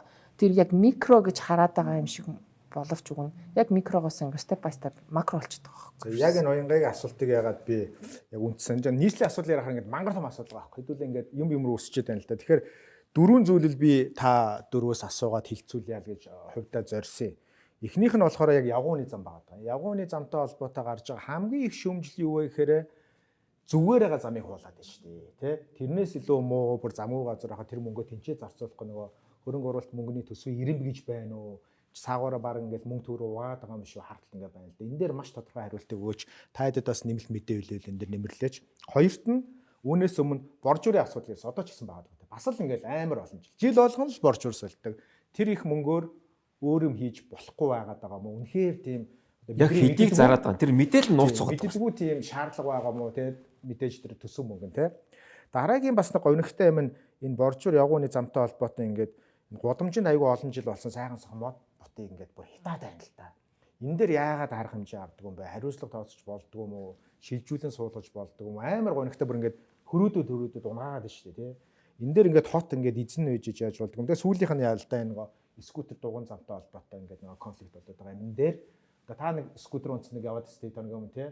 Тэгээ ямар шийдвэр гаргах чинь та хэд юу бодож байгаа гэдэг юм дээр маш тодорхой хариулаад өгч энэ дөрвөн зүйл дээр. Ягууны зам баяр тий. За тий. Яг иргэд нөгөө энэ чулуу гэдэг юм бол монголчуудын хувьд яг шинэлэг юм байгаа юм л да. Одоо би энэ багтаар нэлээд олон жил амьдарсан. Тэгээд тухайн үед нэг 2000 оны хавцаа үйл нэг Германы ГТЗ-гийн нэг мэрэгчлээ ирээд авдрантын нөгөө 20 хангад чулуугаар юм хийгээд тэр шоочулууд тавьсан нэгдүгээр төлөв уртлын саа тэгээд цасмаас орцсон үед ингээ алхахад их гоё байдаг. Би өөрөө бас ингээ шоочулуу үйлдвэрлэгч. Ер нь бол дэлхийн Аз твийн номер 1 ганцхан байгаа үйлдвэрийг байгуулсан. Тэрийг яг манай вебсайт дээр сонирхол фэйсбүүкээс тэгээд юу чулуу гэдэг юм бол ирээдүйд хөрөнгө оруулж байгаа юм л да. Иргэд өнөөдөр одоо жишээ нь шүүмжилж болно. Одоо эхний хөрөнгө оруулалт нь жаахан өндөр гэж байна. Жаахан өндөрдөө чинь 7 8 10 нугалдсан юм байхгүй. Бүх үнэлгээ нь болохоор чулууны холбоогоор яваад хоттой хилцээд өнө нөгөөд ингээд төсөв бол маш ер нь бол маш чанга төсөв гарсан. Хавтан чулуунууд бүгд танах гэсэн үг юм байна. Тийм, тэрийг бол би хариуцлагатаар мэдээ. Солигдоод байгаа чулуу бүгд манайх биш шүү. Өнгөрсөн шүүх юу биш нөгөө өнгөрсөн нөгөө хэвлэлийн хурал дээр буруу ойлгосон билээ. Би ер нь тодорхой ойлгосон байна. Бүгд манайх биш шүү. Энэ 10 хэдэн компани байгаа. Тэр яг ганц хоёр нас дотоод үйлдвэрлэгчээс авсан баг тэ өөр. Бусд нь бол харин хаанаас татсныг бол би мэдэхгүй шүү. Тэрнтэй ямар ч холбоо байхгүй шүү. Би бол өөрөө Сапорогоос 4 зам хүртэл хийж байгаа. Хийхдээ бол маш өндөр чанартай, маш олон техниктэй, маш зарчимтай одоо өндөр түвшинд гүйцэтгэж байгаа. Тэр бол мэдээж амар яриад явахгүй. Хугацаа өнгөрсөний дараа иргэд та нар өөрсдөө шүү. Тэгээ би бол хэлэх гэсэн санаа юу гэхээр тэрийг ингээд тодорхой болгочлаа. Тэгэхээр чулуу гэдэг бол ерөөсөө ирээдүйд оруулж байгаа хөрөнгө шүү номер 1. Тэгэхээр иргэд маань ерөөсөө хитгэн нөхцөл хангах хэрэгтэй байгаа шүү. Нэгдүгээр талтардгүй амир яваад. Тэр статистикийг би бол өөрөө судалгаа хийдэг хүн биш учраас мэдэхгүй байна. Ямар ч хэсэн гэмтлийн эмдэг дээр бол маш олон хүн халтарж орж ирдэг. Энэ жил одоо эргэжил ингээд энэ төсөл 2 жил 3 жил эргэжээд ингэх юм бол хотын төвд халтарж онж байгаа иргэдийн тоо бол ер нь нэлээ их хуваар буурна гэж би бол дотроо тэрийг бол итгэлтэй байгаа номер 1. Номер 2 нь болохоор юу гэхээр тухайн зам маань халтардаггүй байх хэвээр. Бүгдийг халтардаггүйгээр хийж байгаа. Тэрийг өөрсдөө яваад иргэд төр туршсан байлгүй. Номер 3 нь болохоор энэ хотын үзмжийн асуудал байна. Туристүүд ингээд гадаадаас ирсэн зочд тэдрийг ингээд аваад явахаар тэр чирээс санаа зовмор штэ яг үнэндээ failed state-үүд одоо Пакистанд явж байгаад бол годомж талбай бол авах юм байхгүй, Бангладеш авах юм байхгүй. Тэгээд тэндээс юу гэж харж байгаа юм гэхээр энэ бол ерөөсөө state, энэ бол төрийн систем нь ажилдгүй нийгэм юм байна. Хэл ахуул бол ингээд задарцсан. Энэ бол failed state юм байна гэдгийг ойлгоцсон байдаг. Улаанбаатарыг ч гэсэн ирээд харахад ингээд Улаанбаатарын годомж ямар байдаг гэлээ. Одоо яг мэдээд зарим нэг сүүл засагдсан жоох хэсгүүд байгаа тийм ээ. Гэхдээ засагдаагүй хэсэг нь 90% байгаа. Тэрийг ингээд өөрчөө шинжилж байгаа нь яг нэг удаагийн хөрөнгө оруулалт ирээдүйд чиглэсэн. Тэгээд иргэд одоо би бол өөртөө бол яг энэ арчилгаа судалгаа энэ насжилт гэдэг юм чинь нөгөө сүрлэлтийн технологиос болоод байгаа. Тэгээд одоо манайх шиг одоо зөвхөн одоо 7 жилийн чулуугаар ядсан эндээ ингээд бүр танигд хөрөмж 20-30 техниктэй ингээд анхаарсан мэрэгжлийн баг ингээд бий болох гэж зорж байгаа компани байна. Тэгэнгүүт тендерт одоо ядаа сурцсан ямар ч хамаагүй тендер аваад ашиг унгадаг компани байна. Тэрийг хот маань яг ирээдүйд юм критерий тавиад тэдрийг ингээд ялгаж чаддаг бол яг хувийн хөвшил жоохон ихтгэлтэй өөртөө ихтгэлтэй ингэх юм болоо тэгэхгүй болохоор ямар ч шаардлагагүй өрсөлдөөнд орж байна. Маш их хөрөнгө хэдэн одоо 10 тэрбумчид одоо зарж хөрөнгө оруулчаад буцаад тэрнийхээ үр ашиг хизээ өртөн тодорхойгүй байна. Урдуур тендерийн зарим нэг компаниуд ордог ч юм уу. Тэр бол ингээд бодлогын чанартай. Тэгэхээр иргэд маань ойлгоорой ирээдүйд чиглэсэн хотын юм зам маань ирээдүйн хөрөнгө оруулалт шүү. Тэгээ та нартай шууд холбоотой амьдралын чанартай. Ерөөсөө нэмэр гараал гудамжаар гарч байгаа. Тэгээ эн чинь бүр яваад эрүүл мэндтэй холбоотой. Одоо дэлхийн эрүүл мэндийн байгууллагаас цөөхөн эдийн шаардлага байдаг шүү. Хангалттай одоо бензингийн 25 гэдэг 1 литр ус ууж одоо тэр нөгөө ногоон витаминлэг дээр хүнс хэрглэж, унт сайн унтж тэгээд өдөрт нэг 8-аас 10,000 доллар гэж алхаж байгаа гэдэг шүү. Алхаж ирсэн шууд өдөө холбоотой. Тэгээ энэ түгжрэлтэй ч холбоотой асуудал болчихж байгаа хөө. Тэгэхээр би энэ дээр энийг зүгээр хийж байгаа юм хамгаалаад байгаа юм биш. Ер нь явж энэ алхалт, энэ эрүүл орчинд алхалт. Одоо чинь Лондонд гэдэг юм уу тэр Сөүлд ингээд очиод иргэд бол ерөөсө ухаан жолоог хаана нөхөө мэдхгүй ингээд сайхан сэтгэл санаа сайхан дээгүүр ингээд алхдаг. Ерөөсө 2 3 асуудал байгаа шүү. Нэгдүгээр талтардаггүй чулуун зам байгаа. Байгалийн чулуун дээр алхаж байна. маш гоё мэдрэмж төрж байна. Хоёрт нь ногоон байгууламжууд их байна. Хажууд нь мод боцсог ногоон харагдж байна. Гуравт нь үйлчлэгээний газрууд энэ хоол ресторанууд нь үйлчлэгээ сайтай сайхан юутай байна. Дөрөвт нь дэд бүтэц зам нь сайн байна. Тэмдэг тэмдэглэгийн янз юм байна. Ингээл ерөөсөө суур хамгийн чухал хэсгийг би бол энэ явган зам гэж үзэж байгаа. Тэгээд ер нь бол би өөрөө Тэгэхээр ингэж бодож байна л да. Улаанбаатар хотын хөрөнгө оруулалт гэхэлэр бид нар зөвхөн инх тойрны өргөнчлөө баг тойроо их тойроо яриад байд. Гэтэл яг нөгөө нэг тий бид нар гэр хороол одоо хотын төвдөө хүртэл бид нар гэр хороолтой байгаа шүү дээ. Одоо хорооллын артал тий одоо харанхуй гэж ярьдаг тий Баянгол дүр 9 10 11 дугаар хороо. Тэнд бол ерөөсөө сүүлийн 30 жил ганцхан хөрөнгө оруулалт байгаа. Тэр нь болохоор инхвэрийн зам нямдоржийн зам гэж хоёрхан зам ашиглалтанд орсон. Тэгээ нэг цахилгааны шугам орсон. Өөр юу ч байхгүй. Тэнд бол яг 40 жилийн өмнө цагаан удгаас ус авдаг байсан бол адилхан л тэргээ тэрэл авч байгаа. Гэтэл бид нар хотын төвийгөө тэгээ байгаа замаа дахиад шинжилээ гоё болгоно гэж чулуу бетон байсныгаа чулуу болгоно гэж яриад байдаг. Гэтэл хөрөнгө оруулалт байхгүй дөрвө зөндөө биш тий хотын гэр хорооллын дөрвө. Тэрийг одоо бид нар яагаад ингэ хойш нь хаяад байгаа юм бэ гэдэг юм таахгүй да. Тэнд бол ерөөсөө ийм явган зам байтугай автозам ч байхгүй байна тий. Ерөөсөө хүмүүстэй уулзаад ярихаар жишээ нэг автозам тавиад өгөөч. Бид нар ингээд хүүхдүүд ингээд нэг ойчод идэг харанхуй байдаг бид нар сургуультай яаж очих юм заавал нэг машинтай явахгүй бол нэг хүүхдүүд хэцүү гэж юм. Тэгэхээр бид нар машинаасаа буухгүй унаад байгаа бас нэг шалтгаан чинь зам байхгүй даа бас байгаад байна. Гэхдээ энэ яагаад хотын төвдөө ингээд төвдрээд байгаа юм бэ гэхээр түрүү хэлсэн шүү дээ. Нөгөө замбраагүй 20 жилийн өмнө ч гэдэм газар хуваарлт хөрөнгө оруулалт хийцэн. Тэнгүүд нөгөө том том өндөр барилга усаад орон сууц нэг бүтэц бий болсон. Тэнд одоо сая одоо ээж хүн хэлж шүү дээ. Хүүхдүүд аваад ороход халтраад унчих гээд байна. Хүүгээ гаргачих юм бол нэг блок байхгүй одоо нэг цементэн блок нэг нөх байх юм бол халтраад хамраа авчих гээд байна. Гараад явтал бордоор явган замынхын төвшин тарахгүй байна. Орц гарцсан тодорхой биш байна. Энэ бүх асуудал чинь бидний өөрсдөө үүсгэсэн одоо манай одоо тэр том олстөрч ах нарын үүсгэсэн том асуудал байгаа байхгүй. Тэгэхээр хотын төвд номер 1 анхаарахаас өөр арга байхгүй гэдэг нь яагаад тэгэхээр төвдрөл үүсчихсэн хамгийн их хөдөлгөөнтэй энэ хамгийн их хөдөлгөөн дотор чинь олон хөдөлгөөнд олон зуун мянга олон сая хүн иргэд одоо өдөртөө одоо давхарцсан таваар сардаад явж шít. Энэ дотор чинь эвдэлгийн тал одоо тэр халтарж унах скутертэй явж байгаад унах гэдэг энэ түрүүн скутерийн асуудал ярьж байна. Скутерийн асуудал бол номер 1 замын асуудал байх хэвээр. За Франц зарим улсууд бол скутерийг бол жижиг дугуйтай тэр скутерийг бол хоригдчихсан байна лээ. Аваараас л гардаг хүн амтай нас гардаг гэдэг гээд жилийн өмнө 2 жилийн өмнө блокцсон байх хэрэгтэй. Гэхдээ би бол миний ярих сэдв тэр биш. Ерөөсөө номер 1 дэд үтсчээрээс суур тэг хамгийн их хөдөлгөөнтэй хэсгээсээ солиод тэгээд дараа нь хотын зах руугаа явах нь зөв юм уу. Тэгээд энэ түрүүн бас нэг иргэд бас гайхчихж магадгүй. Энэ зам дээр гарч байгаа зарим нэг ашиглагдж байгаа блокуудыг зүгээр байгаа блок ягаас л энийг яах гэдэг нь та нар хаяад байгаа юм уу гэдэг. Одоо маш хатуу ялтан дотор явж байгаа. Би өөрөө үзээд өнгөрсөн. Баянгол дүүргийн одоо тэр нэг одоо тэр хүлээж бэж байгаа манайчаас ихтэй тэр тогтчлтын хэлсэн дарга гэдэр бол ерөөсөө бүр нэг ширхэг дутаахгүй хүлээж агуунгаа тоон жингээр нь тооцоо сурцсан. Тэгээ бидрийг одоо бүр боож ингээд өг гэж байгаа. Тэнгүүд одоо сайн нэг тэр төмөр замын коллежийн одоо ертөнцийн зүгээр зүүн талд нь байсан цэцэрлэг төрөлн тэндээс гарсан одоо юу гэдэг хуучин ч гэсэн зарим нь ялгаад мууг нь хаяад тийм тэгээд одоо чинь гүйцэтгэл бичиж өгөхөд хүртэл энийг бүгдийг тааруулж хянаж байгаа. Тэгээ бэлгүүгээд нэг хөрөнгө оруулалтын тэр залуу бол өдөр бүр ирээд ингээд хянаж яадаг. Тэгэл яг энийг бол дарамт гэж үзэхээс илүүтэй бид нар бол суралцж байгаа дахиад нэг дараагийн төвшний юм байна гэж ингэж эргээр ингэж хүлээж авч ингэж ажиллаж байгаа байхгүй. Тэгэхээр эн чинь бас хайчаад байгаа юм биш ашиглагдж байгаа шүү. Эн чинь ирээдүйд чиглэсэн та нарын төлөө юм шүү. Тэгээд энийг нэг 2 3 жилийн дараа бас та бүхэн өөрсдөө алхаад яваад мэдрээд үзээрэй. Тэгээд хүн чинь дандаа нэг болсны дараа ингээд нэг ухаардаг. Тийм болох болов гэж би одоо итгэж байгаа. Тэгээд энэ бодлого бити алдагдаасаа ингээд яваасаа тэгжээж үндэсний нэг үйлдвэр нэг бас хөл дээрээ босох юм байна. Энэ том зах зээлийн хажууд бид нар өчүүхэн хумхийн тоос шиг байна. Энэ дотор өрсөлдөж гарч ирнэ гэдэг бол жоохон ч гэсэн хамгаалалт хэрэгтэй байна. Баг зэрэг урам хэрэгтэй байна. Баг зэрэг одоо дэмжлэг хэрэгтэй байна. Тэг чинь огтдын бодлого байхгүй. Ингэж явж байгаа нь одоо хин нэгэн мөнгө олох гэж байгаа юм шиг ингэж бас харах биш. Яг үнэхээр үндэсний гэж гадаадаас хамгаалалт болохын гэж ийм бодлогын суурийг тавьж гин гэд би бол их эргээр ингэж бодож байна. Тэгвэл даваадлаад дараас нэг масан мөр байна. Одоо мэдээч хэрэг отгон байрын компани бол дотоодоос чулууга үйлдвэрлээд өөрөө чулууны үйлдвэртэй ингэ тавьж байгаа юм.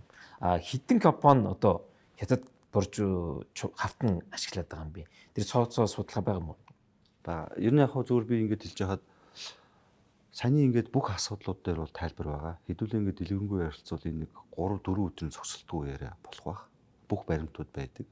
Тэрний араас бол ойлгуулсан. Яг нөгөө мэдээллийн урсгалын л асуудал байгаа. Тэгээд дээрэс нь бол би яг ингээд нөгөө сүүлд адилхан яг Монголын залуу дунд үеэ төлөөллөөд өөрөө ингээд одоо аав хүн гэр бүлийн одоо эцэг хүн одоо зарим бүлэг юугээр Австралийн төгсөгч ингээд явж байхад бол би яг адилхан яг саний бүх асуудлуудыг мэдрээд энэ асуудлуудыг бол өөрчлөх гээд бүх шатанд ажиллаж байгаа. Би нэг ч өдөр амрахгүй, нэг ч өдөр айж ухрахгүй. Надад хувь хүний байдлаар юм орол маш их даамт ирж байгаа хэрэгтээс.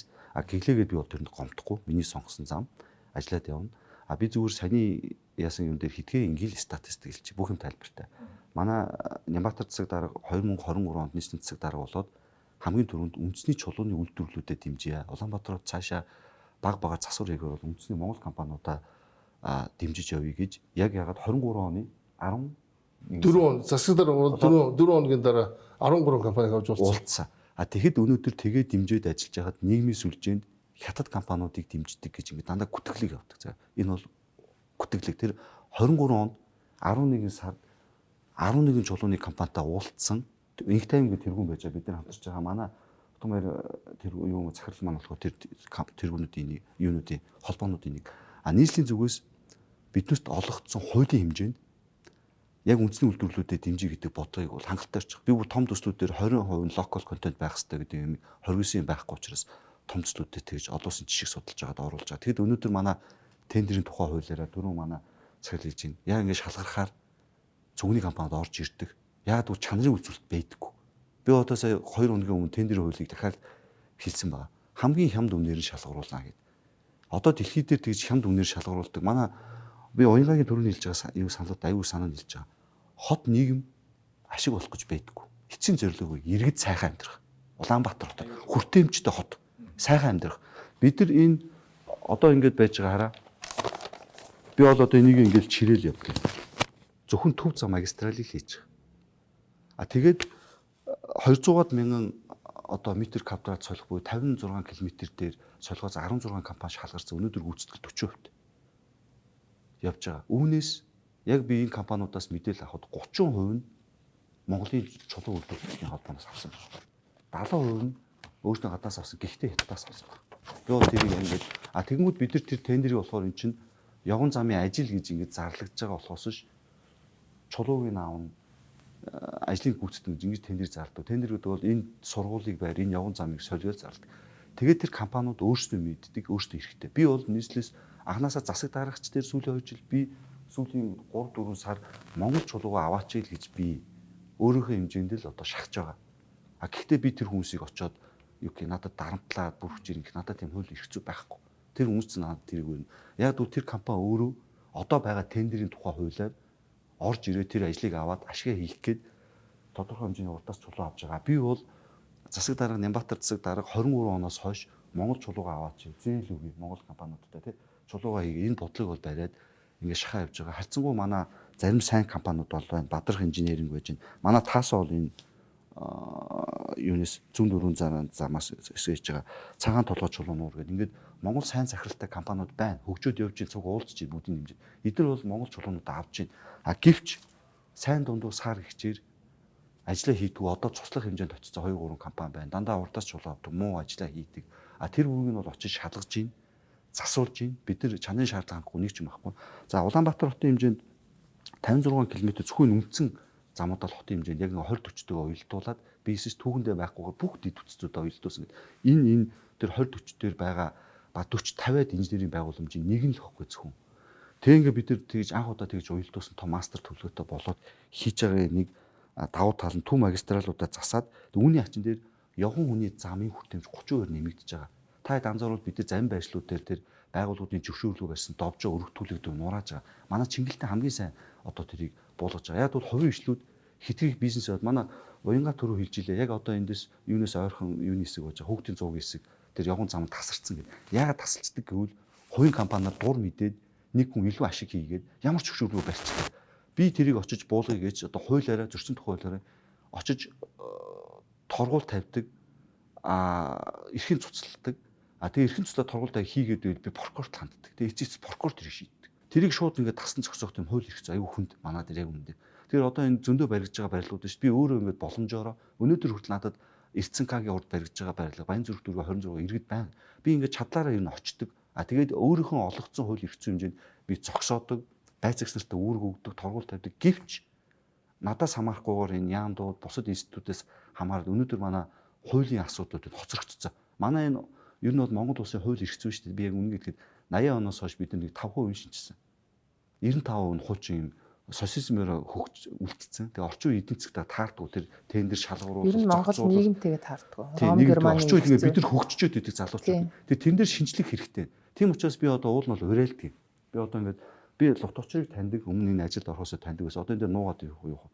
Тэгэхэд одоо би сүүлд энэ ажил зочоод ер нь бол сүүлд ингээд баруун төгссөн өндөр боловсролтой залуучуудаа төрийн албанд орж ирээд биднээсийн үе одоо энийг өөрчлөх ёстой юм. Бид нар өөрсдөө. Тэгэхгүй бол яг үнэхээр хэлбэл би зарим найзуудаа шүмжилтэй. Олон улсын нэг гоё байгууллагад очиж ажиллаад эсвэл оюутлогоо тойрсон хитэн газар өндөр цалингаар ажиллаад бусад нийгмийн шүмжлэл хийдэг. Би өөрөө яг тийм байсан.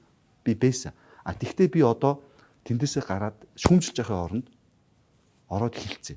Асуудыг нь ойлгоё. Одоо биднээсийн үеийг одоо гадаад дотоод явсан энэ сайн залуучууд нийгмээ өөрчил дараагийн үедээ сайхан нийгмүүдээр өөрчилж ингэхгүй бол өөр хин хийх юм. Би ч өнөөдөр Дэлхийн банкнд юм уу оюутлогоо дээр очиод би өнөөдөр ажилд орчих ш. Тэгээ би сарын 12 13 төгрөгийн салин аваад бусад юмудаа муулаад би тэгээд байгаад иж болно ш. Надад тийм сонголтууд зөндөө байгаа. Надад бүр гадаадын компаниудаас ажиллаж гэсэн өрлөг зөндөө ирчихсэн. Би өмнө Вагнер Азад ажиллаж байсан. Би оюутлогын тусдан гүйцэтгэгч талбай менежер байсан. Манай дутагчир бол мэдээж би Монголын томоохон Монголын болон гадаадын хөрөнгө оруулсан Монгол компани зөндөө ажиллаж байсан. Би 17 жил ажилласан. Тэгэхэд надад өндөр цалинтай саналууд ирдэг. Гэхдээ би өнөөдөр өөрөө хувь хүний үед бид нар ингэж яваад байгаа юм бол нийгэм өөрчлөгдөхгүй юм байна. Бид нар шиг юм үтсэн туршлагатай сайн менежер залуучууд төрдөө орж ирээд төрийг муу биш сайн менежмент болгоод өөрчлөе. Шүмжилж байгаа хооронд ирээд. Бидний ийм уриалгууд хилээд ингэж ажиллаж байгаа. Аа тэгээд хаяа гомдмоор юм. Би энэ дээр ганцхан юм хэлчихэ. Миний таньдаг би нэг ганцхан юм. Миний нэг таньдаг эмэгтэй байгаа. Одоо нэрийг хэлээд яг уу. Сая яг 7 хоногийн өмнө гүтгэж байна.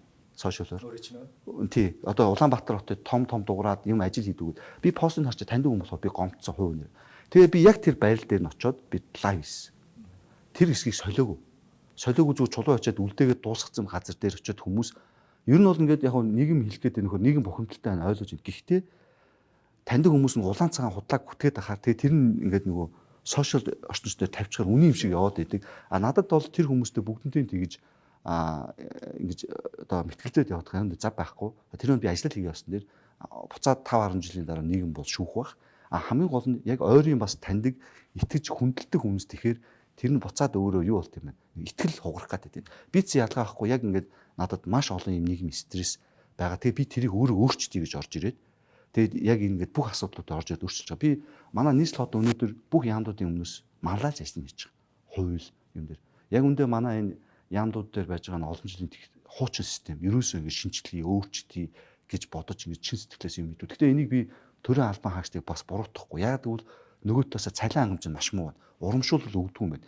Иргэд болохоор төрийн албан хаагчдаа үнэгүй маш их ажил хийх шаардаад байдаг. Гэхдээ нөгөө төрийн албан хаагчд нь очиод үзэхээр ялгаа байхгүй л Монгол иргэн гэр бүлтэй хүүхэдтэй тэр хүнчсэн цагтаа тараад сайхан цалин аваад амьдрмаар байгаа байхгүй.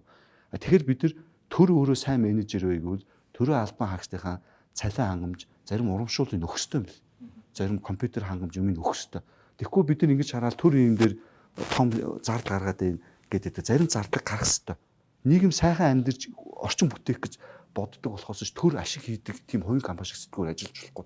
Тэгээд төрийн албан хаагчдаа сайн ажиллуулж иж нийгмийн бүх систем сайжир. Тэхийн тулд тэр хүмүүс зориултын ширээ сандар, цалин хангамж, компьютер тэр нийгмийн асуудлуудын хувийн компани шиг шийдмээр байгаа байхгүй. Өнөөдөр Монгол бол ажлын хүч хомсдолд орцсон.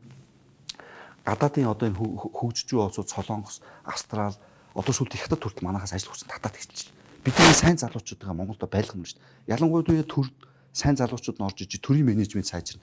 Тэгэхгүй гадагшаа алдчихна. Монголд байгаа хэдэн том хувийн компаниудаа алдчихна. Тэгээ төр дотор сайн ажилтан байхгүй болохоор чинь яаж тэр зөв бодлого сайн менежментийг хэрэгжүүлэх тийм бидтэй ер нь инженеэр бодоход нийтийн орон зай шүү дээ. Хөгжил яагаад ер нь хэрэгтэй гэдэм бэ нийгэмд?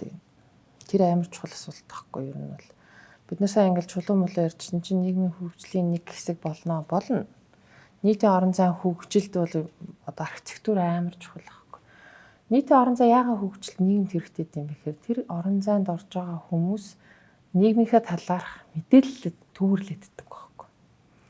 Тэгээд нийтийн орон зайн хөгжил сайн байх яагаад шаардлагатай юм бэ? Одоо парк, нийтийн орон зай одоо сургуулийн орчин тайван байх гэдэг ч юм. Тэр орчин тайван би очиод найзтайгаа очиод цуглараад ярьж болно. Хүн яриагаараа юу явагддгүй гэхээр дундын мэдлэгээ ойлголтуудаа баттгаж хоорондоо бид нэг Монгол шүү гэдэг чинь үнд зүйл тэр бүх юм чинь ингээ батжиж явж идэг байхгүй. Тэгэхээр нийслэл бол энд ямар оролцогч тал байдаг вэ гэхээр нөгөө ойлголт нь хэрхэн одоо дамжих вэ гэдэг нөхцөлийг нь бүрдүүлж байгаа хүн болчиход байдаг байхгүй. Нэгт хоёр дахь үүрэг нь юу болдог вэ гэхээр нийслэлийн айгүй их мэдлэл өөр дээр төлөвлөлцөдөг болохоор хийж байгаа үйлдэл болгоно нь хим хэмжээ нэг бол амар эвдэж байгаа юм шиг харагдана, нэг бол шин хэмжээ дотоож байгаа юм шиг болоод идэг байхгүй. Одоо жишээл царайлаг хүнийг хүмүүс харахаар ба шүү дээ. Хизээч нейтрал ханддаг байхгүй. Яагаад тэгэхээр царайлаг хүн бол ерөөс их мэдлийн хувьд айгүй өндөр юм шиг тийм имиж өгдөг. Тэгээ тэр хүнд нэг бол маш сайн, нэг бол айгүй муу ханддаг заяа. Яг тэр шиг их мэдэлтэй байгаа нийслэл өөрөө яг тэгж ханддаг. Тэгэхээр тэнд их мэдэлд очиж байгаа хүмүүс л тэрийг айгүй сайн ойлгох хэрэгтэй. Тэгээ хийж байгаа микро үйлдэл болгоно нь үр дагавар авчирна гэдгийг айгүй сайн ойлгох. Ямар үр дагавар авчрах вэ гэдэг юм чинь өөрөөсөө мэрэгжлийн биш юм чинь халж харцдаггүй шүү дээ. Тэгэхээр одоо жишээл нийгмийн ухааны бид нэр шиг ч юм уу хүмүүсээс энэ яг ямар мессеж өгөх вэ гэдгийг асуугаад иж бол судлуулж болно тий. Жишээлбэл саяны боржиртай энэ дээр нэг аюу жижигхэн цашин яриа за Баянгол зочдуудлын хажуу талд тавигдчихж байгаа. Боржирын үндсэн үүрэг нь юу юм бэ гэхээр явган хүнийг машин замаас тусгаарлах, өндөрлөх тийм үү? Тийм хамгаалах ерөөс үндсэн үүрэг нь тэр. Нийгмийн аюу тэгэхээр боржир жишээл ингэ солигдож байгаа сайн шалтай үнэхээр сайн шалтай бид нэр ингэ орж ирэл нэг мөрөөд авахгүй байхгүй тий. А гэтэл яг ингээд явган хүний зам тэнгүүтээ энд миний ингээд завгшаа авч явах гэсэн зүүн гарталт ингээд машин зам байснаа баруун гарталт нь машин замаа засангуудаа цахилгаан скутер ахаа орж ирж байгаа байхгүй. Тэгэхээр миний толгойд юу орж ирэх вэ? Явганы бүр аюултай байлаа. Тий би хоёр талаас ингээд хурдтай амиг орж ирэх гэдэг шүү дээ. Би тэгэхээр ингээд хүнийхээ хувьд би төөрөгтөл амар дилеммад орж байгаа байхгүй. Яагаад би ингээд хоёр талаасаа ингээд хурдтай юм дунд ингээд маневрлаад явж явах хэрэгтэй юм бэ гэдэг. Тэгээ энэ боржирч юу гэнэ ингээд нав хамгаалж байгаа юм шиг мөртлөө нөгөө талд нь дахиад цахилгаан скутер ингээд хурдтай мараад ирчихэж байгаа байхгүй. Тэгэхээр нийслэл жишээлбэл яг ингээд нийтийн орон зайн зохицуулагч үндсэн менежерийнхээ хувьд ингээд яг ийм юм дээр ингээд тэр чинь бол яг өндөө хуультай гэхээс илүү стандартын асуудал яриад байгаа байхгүй. Стандарт бол хүндээ ээлтэй ч юм уу хүн нэгт гэсэн зарчим аюулгүй байдал нийт юм болвол энийг зөвхөн нөгөө талд нь гаргачих асуудал байгаа байхгүй. А тэгээ түрүүнд бид нар жишээл Австрал ч юм уу Герман ч юм уу гэдэг аюул улсуудын жишээ татлаа шүү дээ хөгжсөн гоё нийт орон зайтай тэдэн дээр л очиод амьдрахаар яадаг вэ гэхээр явган хүн хамгийн захтай. Тэгээд нөгөө нэг машин замынхаа нэг хэсгийг нь цахилгаан скутерийн өрөөгөө тусгаарлалцсан байдаг тий. Тэгэхээр энэ үндсэн мессеж чинь ерөөсөө логик зөрчилтөө ерөөсөө байхгүй болчихж байгаа байхгүй. Тэгээд уг нь мэдээж юм биш. Энийг тэг яагаад ингэж эсрэг юм бэ? Гүү энэ мэдээж юм шиг хүмүүс төсөөлдөг байхгүй. Яагаад тэр энэ чинь биш. Яагаад тэр энэ ч угаас яг бид нэр би бол жишээ энийг ингээл ойлгохлоо айгүй олон жил сураал ингээл явж байгаа байхгүй. Бид нэр өөрсдөө ингээд нөгөө би бүгдийг чадна гэдэг ч юм уу тиймэрхүү attitude-ээр орох үр аюу буруу. Яг энэ хотын асуудал гэдэг чинь хүн оролцогч тал юм байна. Өөр цахилгаан скутертэй оролцогч юм байна шүү. Машин жолооч тий цахилгаан скутерийн жолооч замын цагт аваад өөр зөндөө оролцогч хүүхэд мөх тэрэгцэртэй хүн аюу олон оролцогч талын оптимал байдал бид нар бол ингээд төгс байдал биш байхгүй. Оптимал байдлыг л олох гэдэг байгаа байхгүй юу? За зочтой юу ачиж манай нэвтрүүлгийн цаг дуусчиж тэгтээ ингээд чухал сэдв учраас би сая нөгөө нэг асуусан асуултанд бүрэн хариулт авч чадаагүй. Дараагаас тэгээ тэн дээр бүрэн хариулт авъя. Тэгээд дахиад нэг хоёр зүйл байна. Эхнийх нь болохоор хариулт авсныхан дараа миний санахын лута хотын удирдлагын үйл хотыг нэг шүүхт өглөө, тэгээд өглөө нэг болсон те сошиал ингээ яваад байсан. Тэр асуудал нь бас юу болж байгаа сонирн байна. Тэ одоо нийт ч гэсэн одоо сонирхож байгаа л те статус нэг юу болж байгаа нь те дүгнэлт мөнгөлт нь гарсан. Тэр талаар хэрвээ нууц биш бол тэр хуулийн өрөөнд болдог бол тэр мэдээлэл апдейт өгвөл би ч гэсэн хувийнхаа хувь сонирхож байна. А тэгээ сүүлийн асуулт нь сая яг уянга даваад л хоёр яг хэлж чинь л та нөгөө одоо нэг асуудал юм байна тий ойлгочлаа. Тэгвэл хэдүүлээ яг оролцогч тал болгоныхоо зүгээс одоо юу юуг хийх ёстой юм бэ? Одоо гэрийн даалгавар тий бидний одоо өөрөг оролцсон өөрөө чийлдгээ сошиал дээр шүүмжлээ сумааргүй байна тий. Одоо ингээд хувийн туршлагын дараа ингээд хуваалцъя гэж тэгж штэ тий. Тэгэхээр ингээд хувийн хвшлийн төлөөлөл байна. Хот өөрөө онсовж, би өөрөө саа хүний төлөөлөл те. Энд ч ээж үү, энд ч ингээд эдийн засаг судлаач хүний хувьд хэдүүлээ төл хүчээ нэгтгээд яг одоо болохгүй бүтэхгүй байгаа юм. Та сая бас систем нэлээд олон яриад төлөв шинжилгээ хийх хэрэгтэй энэ төр гээл те. Тэгэхээр богино хугацаанд хэдүүлээ хүчээр нийлүүлээд энэ төрөл бүрийн нийгмийн салбарын хувь хүн байгууллага, төрийн бус байгууллага, компаниуд нийлээд одоо яг яах хэвээр одоо ингээд нэг тийм ичэттэй том яадаг бол одоо жишээ нь одоо яах хэвээр гэдгийг хамгийн сүүлд хариулъя. Тэгээ эхлээд миний тэр нөгөө боржуур, явган хүний зам, мод бут тэгээд тэр скутерийн зохицуулалт дээр ер нь хийж байгаа ажлууд нь юу байгаа маш товчгоо ягаад тэгэл дутаа ягаад тэгээ сүүлийн асуултанд бүгд хариулаад дуусгах. За тэгээ би хариулах уу? За юу ч. Явгууны замыг бол сая ярьсан тийм ээ. Ер нь бол 56 км урт төв магистрал төв замууд хэтрүүлдгүүл юмар сольж байгаа л гэж үзсэн юм биш үү тийм үү? эвдэрцгийг сольж байгаа. Тэрийг бол ойлгох. Гэмтэлтэй байгаа зүгээр байгаа зүйлсүүд бол хүрэхгүй байгаа. Тэгэхдээ хүмүүсийн зарим юм дээр шүмжлээд байна нөхөр би ингэ тайлбарч. Нэг юм 100 м газар байна да. 100 м газрын голын 50 м ч юм уу зүгээр байгаа. Тэгсээр нэ хоёр талын 45 м нь эвдэлтэй бангууд бид нар чинь тэр явган замыг 100 м замыг солихдоо төв магистрал гол замуудыг хизээч ингэж нөхөх байдлаар солихгүй.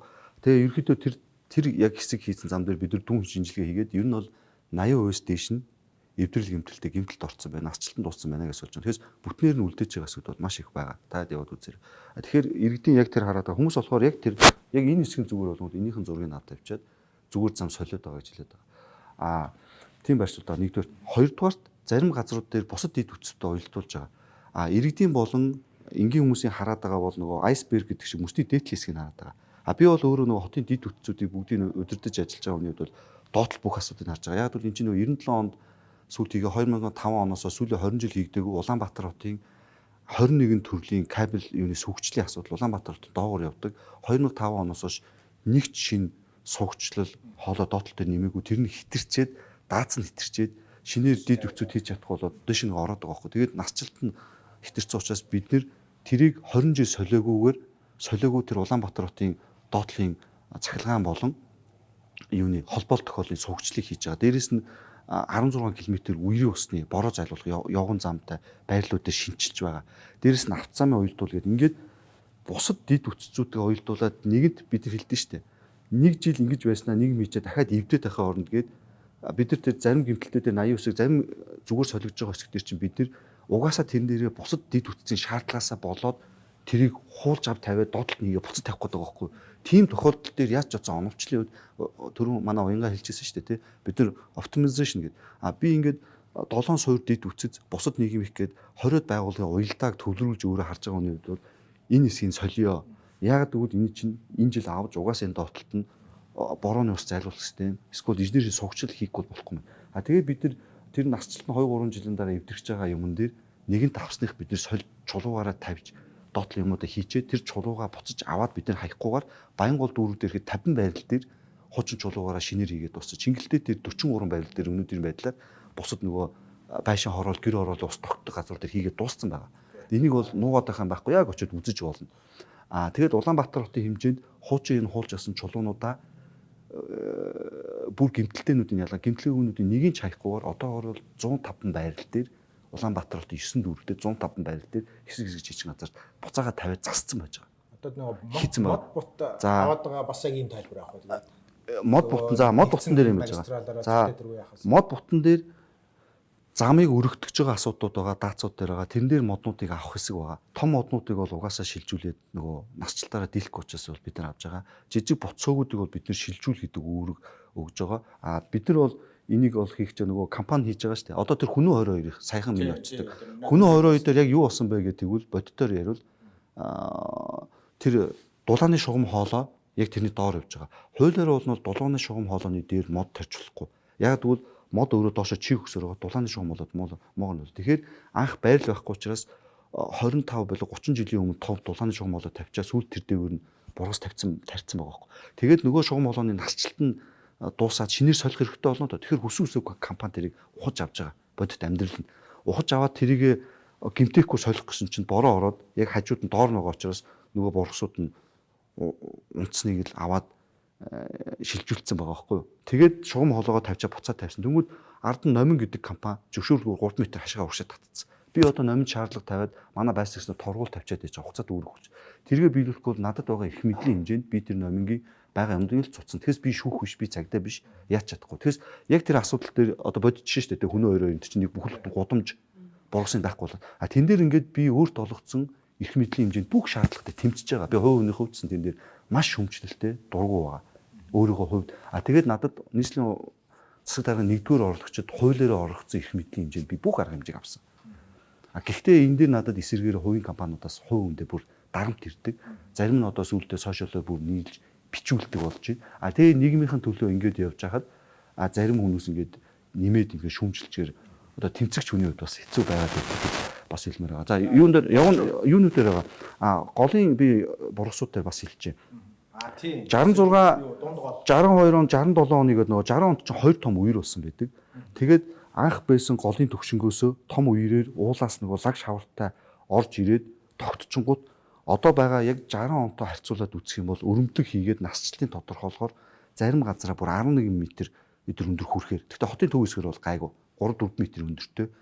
Анх 60 оноос хойш ингээд лаг тогтоол усарч ирж. Тэгээд тэн дээр нь бол бургас чи өөрөө чихтэй нэг 11-2 жил 7-8 жил бургас урагч байгаа байхгүй. Тэгэхээр хотын гол байна гэдэг бол өөрөө дэлхийн жишгээрээ нэгдүгээр голын үүрэг, хоёрдугаар үерийн ус зайлуулалт каналын үүрэг гүйцэтгэдэг. Нөгөө бусад хэсгүүдээс бороожуулах системүүд нь ирсээр хагаад гол руугаа цутгагдаж ороод явах энэ эрүүл өөрөө байдаг. Тэгэхээр үерийн ус зайлуулалт каналын систем гүйцэтгэдэг, голын үүрэг гүйцэтгэх учраас хотын төвд гол байдаг. Дэлхийн бүх жишгээрээ хоёр талын иргэн хамгаалттай төвшингийн тодорхойлоод төвшин дээр нь хамгаалт хийнгүүтээ тэр төвшин дээр нь лаг шавар тогтоод байвал авдсан бэл. Солонгос, Хятад эдэрэг бүгч. Тэгэхгүй бол лаг шавар дээр ингэ тогтоод тахаар гол нь өөрөө багтгаа ойлоо. Тэгээ ингэж хайж гарангуудаа бусад намхан газараар үерлээд байдаг.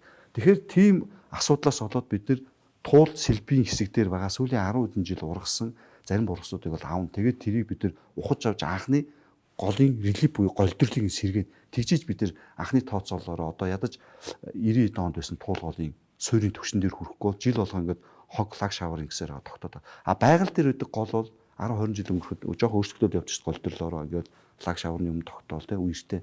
Тэгээд энэ чинь хотод дотор бид нар тэгж замбраагүй байшингууд орохгүй хямхын тулд тэгж цэвэрлдэг юм байгууламж хийж явдаг. Ийм л дэлхийн жишгтэй мэл.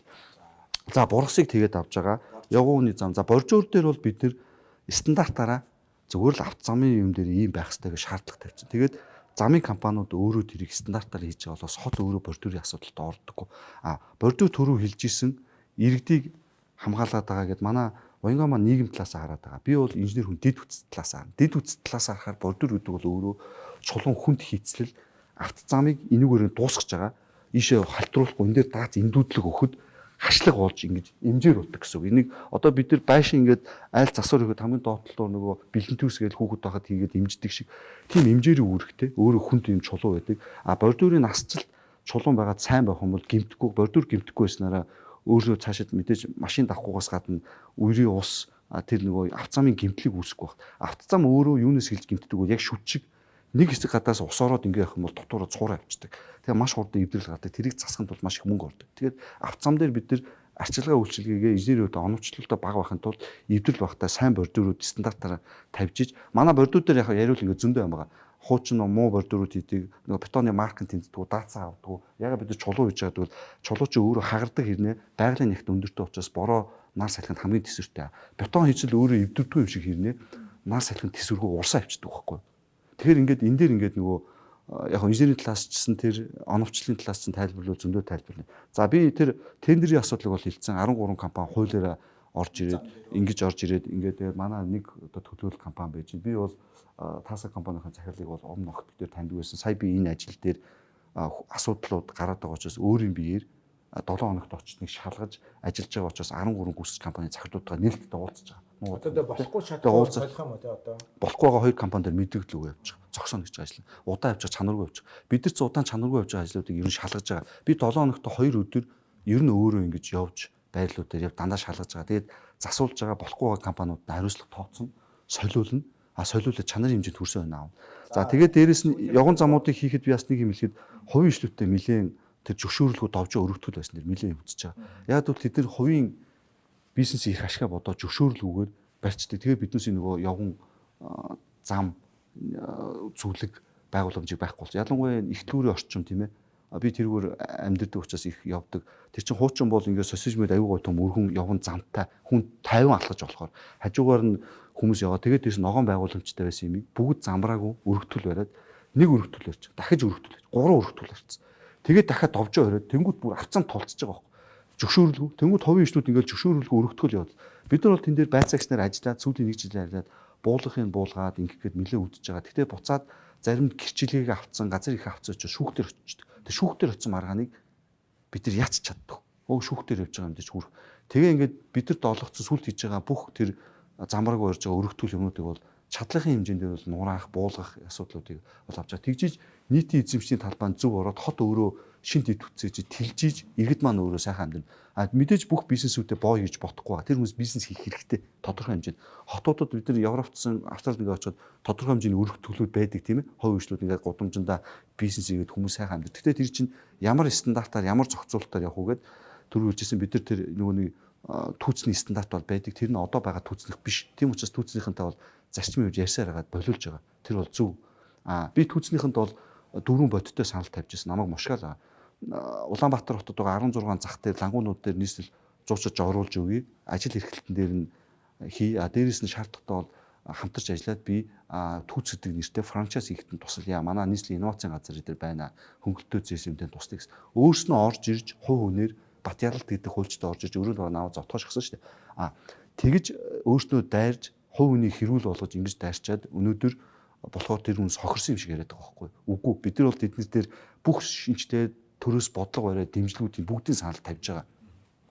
За өшөө та за скутер дугууны асуудал дээр бол хуулийн хэмжээндээр бол их хурал дээр гарсан ажил хэсэг явж байгаа. Би тэр хуралд нь орцсон дэмжиж байгаа. Ангиллуудын зөв оруулаад моторынхаа ангиллал болон чадлаар нь нөгөө цахилгаан юун дээр оруулаад тээврийн эсэлтэд оруулаад явж байгаа. Авцамаараа тэгээд хориглож болдгоо юм. Тэр болтол бол яг хуу хориглоно гэхэд нийслэлийн эрдэнэ төлөөлөгчтэй уурлаа. Тэгээд яг тэр шууд бизнесийн юмнуудыг хориглох хэрэгцээ бас бидэнд байхгүй байгаа. Одоо яа тэгэхээр яг нөгөө нэг яг бизнес тэр хүний бизнес үү миний амьд байх эрх үү гэд эсвэл эрүүл аюулгүй байх эрх үү гэдэг яг ийм тулчж байгаа байхгүй. Тэгэхээр бид нар одоо яг ирэмбэ сонгох хэрэгтэй болчиход байгаа байхгүй. Аль нь дээр ах юм бэ? Яг ийм сонголтын өмнө тулга энэ бол угаасаа албан тушаал дээр дагалдаж ирдэг угаасаа тийм динамик шүү дээ тий. Яа тэгэхээр миний жам ёсны эрх зөрчигдөх гээд байна. Нөгөө талаас бизнесийн эрх гэж юм ярих гэдэг нь тийм үү. Тэр хүн нэг юм ойлгох хэрэгтэй байгаа байхгүй. Би явган явах бол жам ёсны эрх. Скутер унах бол ям байхгүй юу. Тэгээд тэр хүн скутерийн ард суухаараа явган зорчигч биш. Тэр хүн жолооч байхгүй юу. Жолоо барихын тулд бид нар шин байхын зөндөө сургууль хариуцлага хүлээгээд аюухан өөрийнх нь асуудал ш бусад хүний хүн дээр гимтэх. Тийм. Тэгээ бид нар тусгай зассан замаар явдаг. Бид нар жишээл машин жолоодгонгуудаа би хаасан за энийг өөр ирэх гэл ерөөсө явган хүмүүс рүү сигналдал явахгүй шүү дээ. Хизээч тэгдэг байхгүй. Тэгэхэд би ямар нөхцөлд орж явган хүнийхээ замаараа би машин замаар яваагүй шүү дээ. Тэгэхэд явган хүнийхээ замаараа ингээ сигналдуулаад өдөрт бүр хэд ч сигналдуулж байгаа юм. Жам юм. Хуулийн өөрчлөлт болж байгаа юм шүү дээ. Тэгээд 3 хүн нас урцсан байна. Төрийн одоо ингээд шийдвэр гаргаж байгаа хүмүүсийг ингээд таачаас ойлгох байх. 10 хүн байлаа гэж бодоход 10 хүний 6 нь энүүгээр нь байлаа гэвэл бид нар олонхын нийт эрх ашиг байна. Төрийн албан хаагч гэдэг бол өөрөө нийт эрх ашиг. Тэгэхээр судалгаа санал асуулгатай юмнуудыг явдаг. Тэгэхээр 4 хүнд нь тэр магадгүй таалагдах юм эрсдэлтэй байж болно. Гэхдээ энэ бол дээрээ сонголтын асуудал шүү. Яагаад тэгэхээр энэ чинь хүн нас орчод байгаа. 3 хүн нас орсон байна. Тэгэнгүүтээ ингээд дон гарснаас хойш гимтсэн хүний тоо 600 орсон байна. 500 гэж 600 орсон одоо тий. Гадаа гарцсан илбэг гарцсан явчихсан. Тэгэнгүүт чинь одоо тэрэн дээр нийслэл жишээлбэл ингээд бид нар явган хүнийхээ жамсны эрхийг хамгаалж гинэ гэж шийдвэр гаргацсан байлаа гэж бодоход бол нийгэм бол ойлгох байхгүй. Тэр дэмжихгүй байгаа 6 хүн хийн тэгвэл би бүр яг үнэндээ мэдмээр бүр нэгээр нь очиж барьж авч бараг амлж аммаар энэ. Яг тийм төвшөнд очиж байгаа байхгүй. Яа тэгэхээр тэр хүмүүсийн шийдвэрээр миний хүүхэд амьд байх, миний хүүхэд эрүүлдэ байх тэр аюулгүй байх ерөөсө бүр жам ясны эрхэн зөрчигдөх хэмжээнд очсон байгаа даа байхгүй. Тэгэхээр би бол жишээл ээж хүний хувьд, эргэн хүний хувьд бол тэрүүн дээр би үнэхээр асуудалтай. Нүгээр бараг тусдаач хэрвээ та бүхэн дургуцахгүй дахиад нэвтрүүлэх үед миний зүгээр бол нээлттэй байна. Яг энэ зүйл тий. За, лута нөгөө шүүх цагдаагийн асуудлаар нэмэд илүү байна. Шүүх цагдаа илүү аатагийн илүү. Би одоо нөгөө сошиалист буруу. Оо янз бүрийн юм байна. За, юу одоо нөгөө нийслэлийн төсвийн зарлагууд маш өндөр ингээд зарлагтай болцсон явж байгаа шүү дээ. 2 жилийн өмнөөс 3 дахин өссөн явж байгаа нийслэлийн төсөв. Тэгээ нөгөө талдаа зарлагын бол тий орлогыг яаж бүрдүүлэх вэ гэхээр бидний татварын мөнгө хэд их нэмсэн байгаа шүү дээ. Одоо жишээлбэл замын хураамж байна тий. Автомашины татвар байна. Одоо нийслэлийн татвар ч гэсэн бас нэмэгдсэн ба. Нэг байсан хоёр. А нөгөө талдаа зарлага нь өндөр болсон.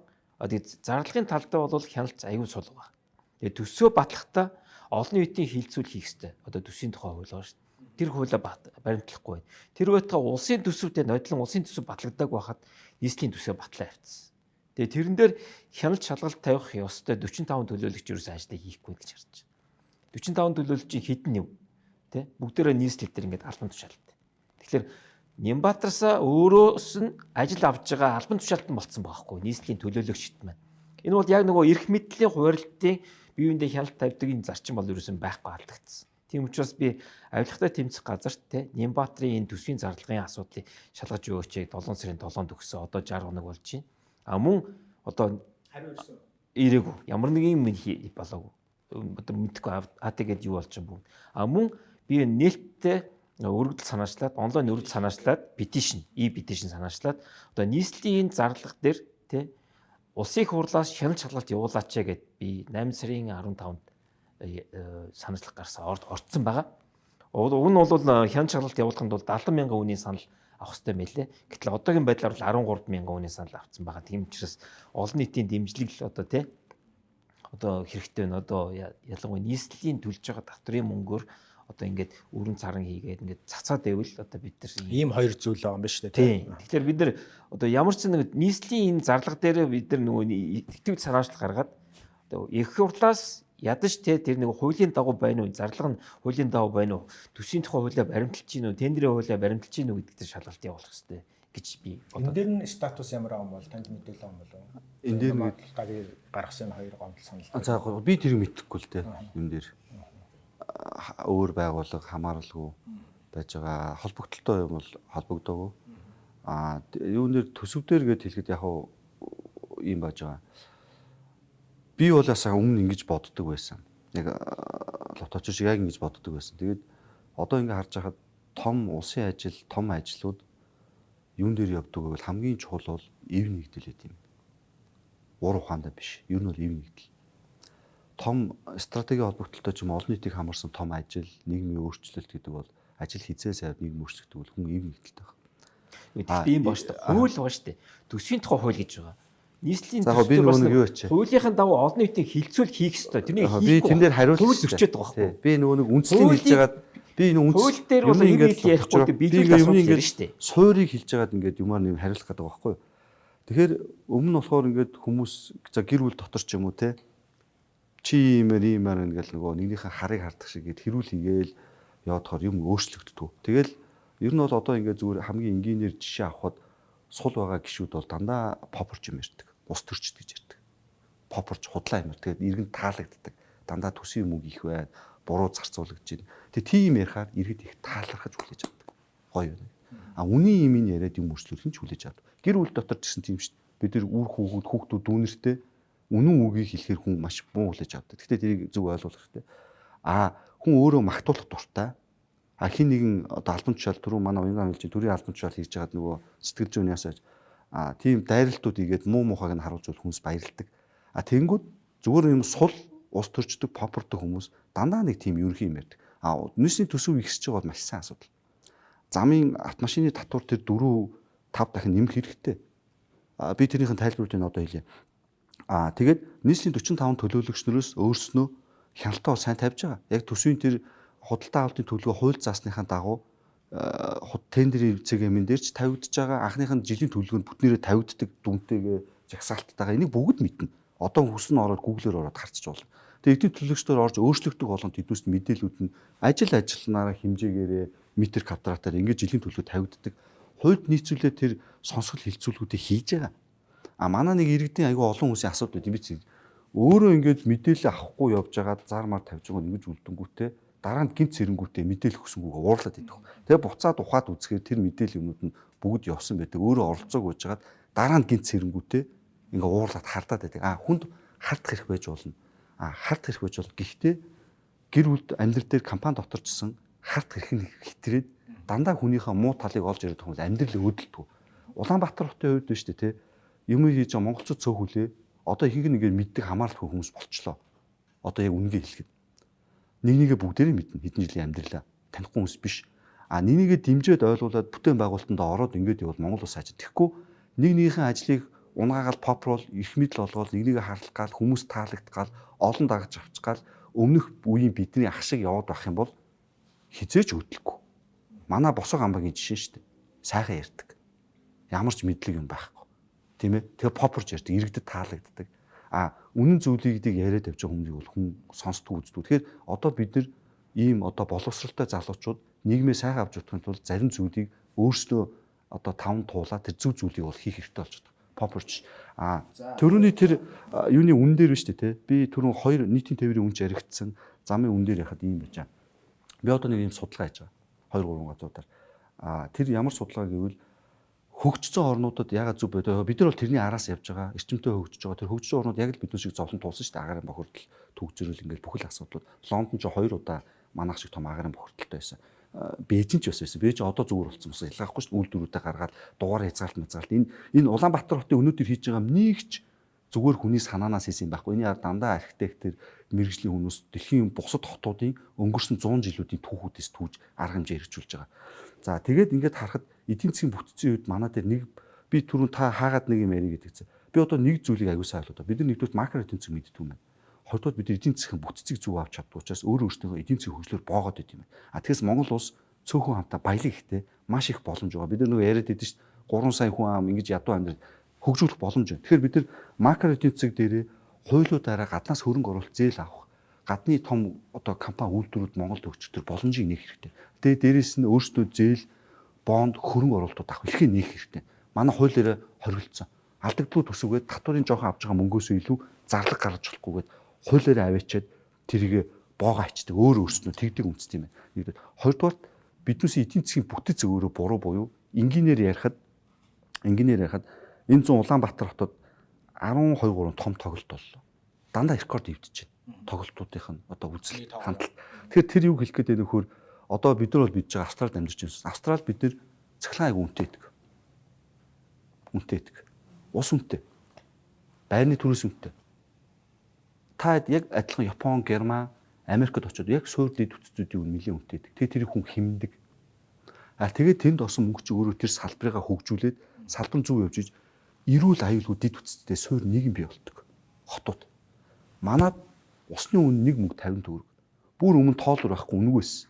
Үнэгүй байх үед биш үү? Биднээс багт ус чинь нөгөө тогтмол мөнгөөр авдаг хэмжидгүй байсан шүү. Тэр үед Эрдэнэт хотын жишээд. Эрдэнэт хотын ариутгах татваргын байгууламж ачаалаа дийлхий осоод шинэ цэвэрлэх байгууламж хийгсэн чинь Эрдэнэтэд тоолоор тавьсан чинь 60% ачаал байхгүй болсон.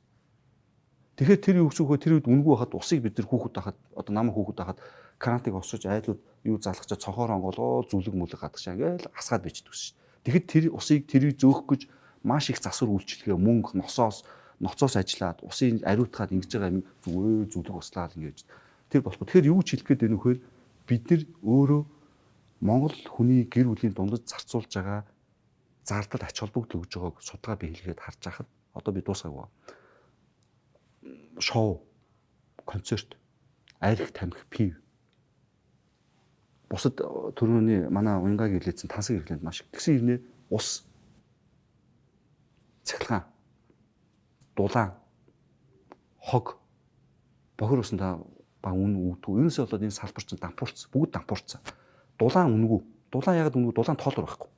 Улаанбаатарт агарын бохирдол нэг номер хүндрэлтэй асуудал ярьдаг. Агарын бохирдол юунаас болдгийг утаа. Утаа юунаас үүсэж байгаа? Дулаахан байх гэж үүсэж байгаа. Тэгсэн чинь өнөөдөр Улаанбаатар хотод 500 нэгж аж ахуй нэгж өнөөдөр дулааны холболтоо хийе гэх техник нөхцөл өгчөөд өнөөдөр Улаанбаатар хотод өөх дулаан байхгүй байж байгаа. Тэгсэн чинь өвөл одоо та хараа халууцаад овсоо цонхоо болгодог. Нөгөө мүү бид нар нүүрс тэр багнуураас алдагталтаа уурхаа ажиллуулаад Улаанбаатар төмөр замаар алдагталтаа нүүрс зөөгөөл авчираа шатаагаал дулааны энерги ашигласан чинь тоолор байхгүй үнгүүгээсээ метр квадратаар тооцоод авдгаас бол цонхоо онгоо. Хамгийн чухал асуудал дулааны хууль өгдөг. Хөдөө хотууд гэж. Тэгэхээр яг ус шиг дулааныг тоолууртай хэмждэг болж иж хүн дулааны хэрэглээгээ хязгаарлана, хүн хэрэглэнэ. Тэгжиж хамгийн чухал биднээс үүсгэж байгаа агарын бохирдол чинь өөрөө энэ дулааны тоолуурын асуудал байгаа шүү. Яг үнгийг. Тэгэхээр айгүй микро агаад. Тэгэхээр энийг хуулийн өөрчлөлт хийгээд цаг маань дуусаад хуулийн өөрчлөлт хийгээд за энэ дээр юм байна. За энийг би ингээд яг сүүлийн поинтаа ингээд бац. Дулааны хуультай байгаа дулаанаа хэмждэг болоод ихээр хүн хэрэглээгээ төлнө тэр шударга. Тэгээд ихээр Улаанбаатарын дулааны их усрууд сулрна одоо байна. Тэгэхээр бид нар дулааны нөхцлүүдээр өхөр өөр газруудад байшин ороод ороод явчихна. Тийм ээ. Тэгээд дулааны замбраатай хэргэлдэг бол энэ чинь өөрөө буцаад агарын бохирдол. Тэгжиж энэ салбар босч байна. Тэгээд энэний үнэ салбараа босгож ирэхээр байж энэний ард Улаанбаатар төмөр зам үнгүй нүүрсцэн өгөхгүй. Багнуур налах шивээ уурхаанууд ингэж их төрийн компаниуд алдагдлалд орохгүй. Тэгэхээр бид нар энэ ус, дулаан, цахилгаан, хог гэдэг энэ суур дэд үтцэцхэн үнэн өөрөө тодорхой зөв үнэтэй байж өнөөдөр нийгэм өөрөө цаанаа ирүүл байна.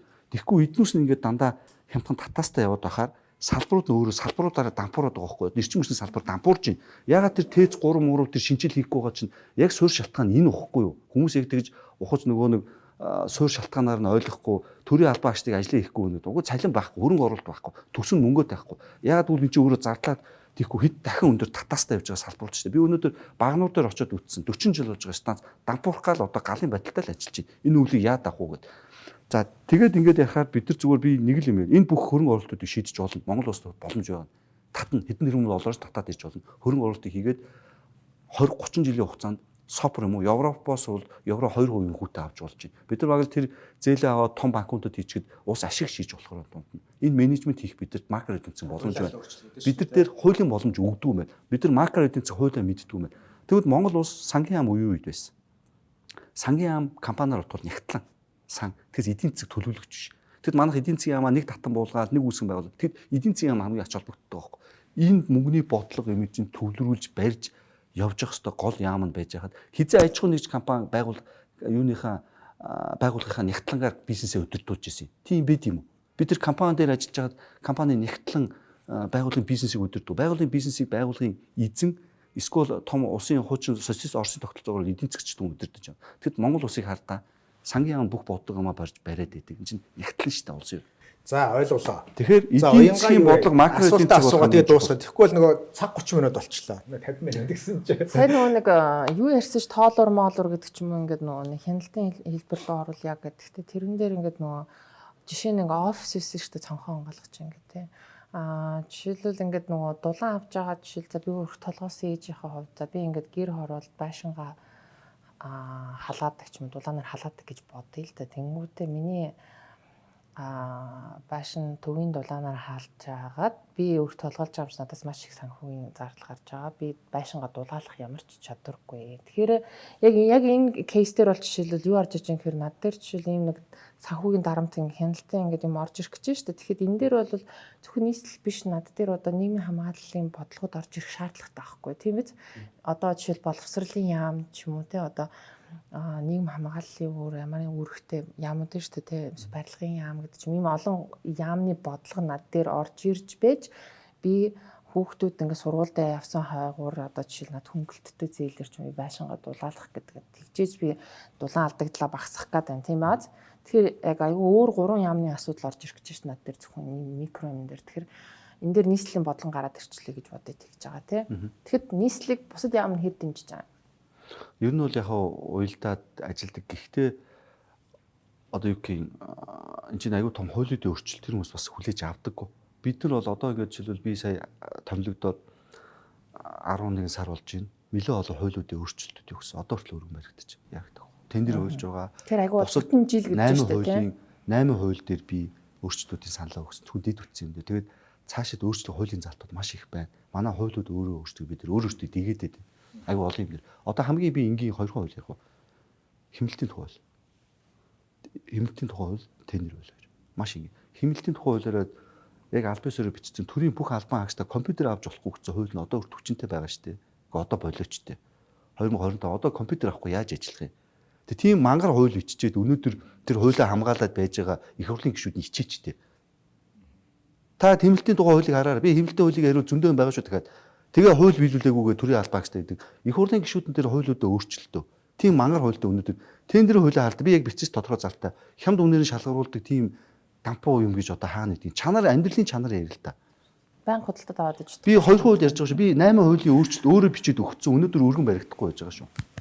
За, үзэгчтэй, зочтой маш их баярлалаа. Тэгээ бид нар анханасаа мэдчихлээсэн л да хотын нэг жижиг асуудлыг ярих чам шиг мөртлөө ингээд зөвхөн явгууны зам гэж зорьсон боловч ингээд бүр бүх юмтай холбоотой болж байна те. Бүх сэдвтэй нийгмийн бүх салбартай холбоотой болж байна. Тэгээ комплекс асуудлыг бид нэр жоохон хэсгийг нь ярилцаад бас шийдэл талаас нь ярихыг хичээлээ. Тэгээд түрүүн биелс нөгөө нэг хаагаад хэлээгээдээс нөгөө хувь хүн болгон талаасаа ямар контрибьюшн оруулж болох вэгээр би одоо ингэ нээлтээс амлаж болж байна. Үргэлжлүүлээд энэ хотын асуудал, амьдралын чанарын асуудлаар одоо ганц байгаа юм синдикат окор энэ асуудлуудаа шийдлүүдээ олон нийтэд танилцуулаад хилцүүлээд нийгэм прешэр өгөөд зөв шийдэл талархаад энэ тал дээр нэг хамтарч ажиллахад бэлэн байна. Тэгээд дараагийн бас энэ сэдвүүдийг та бүхэн санал болгоорой, өөрсдөөс оролцоорой, мэргэжлийн хүмүүсийн оролцуулаарай. Тэгээд цаг гаргаж хүрэлцээрсэн та бүхэнд маш их баярлалаа.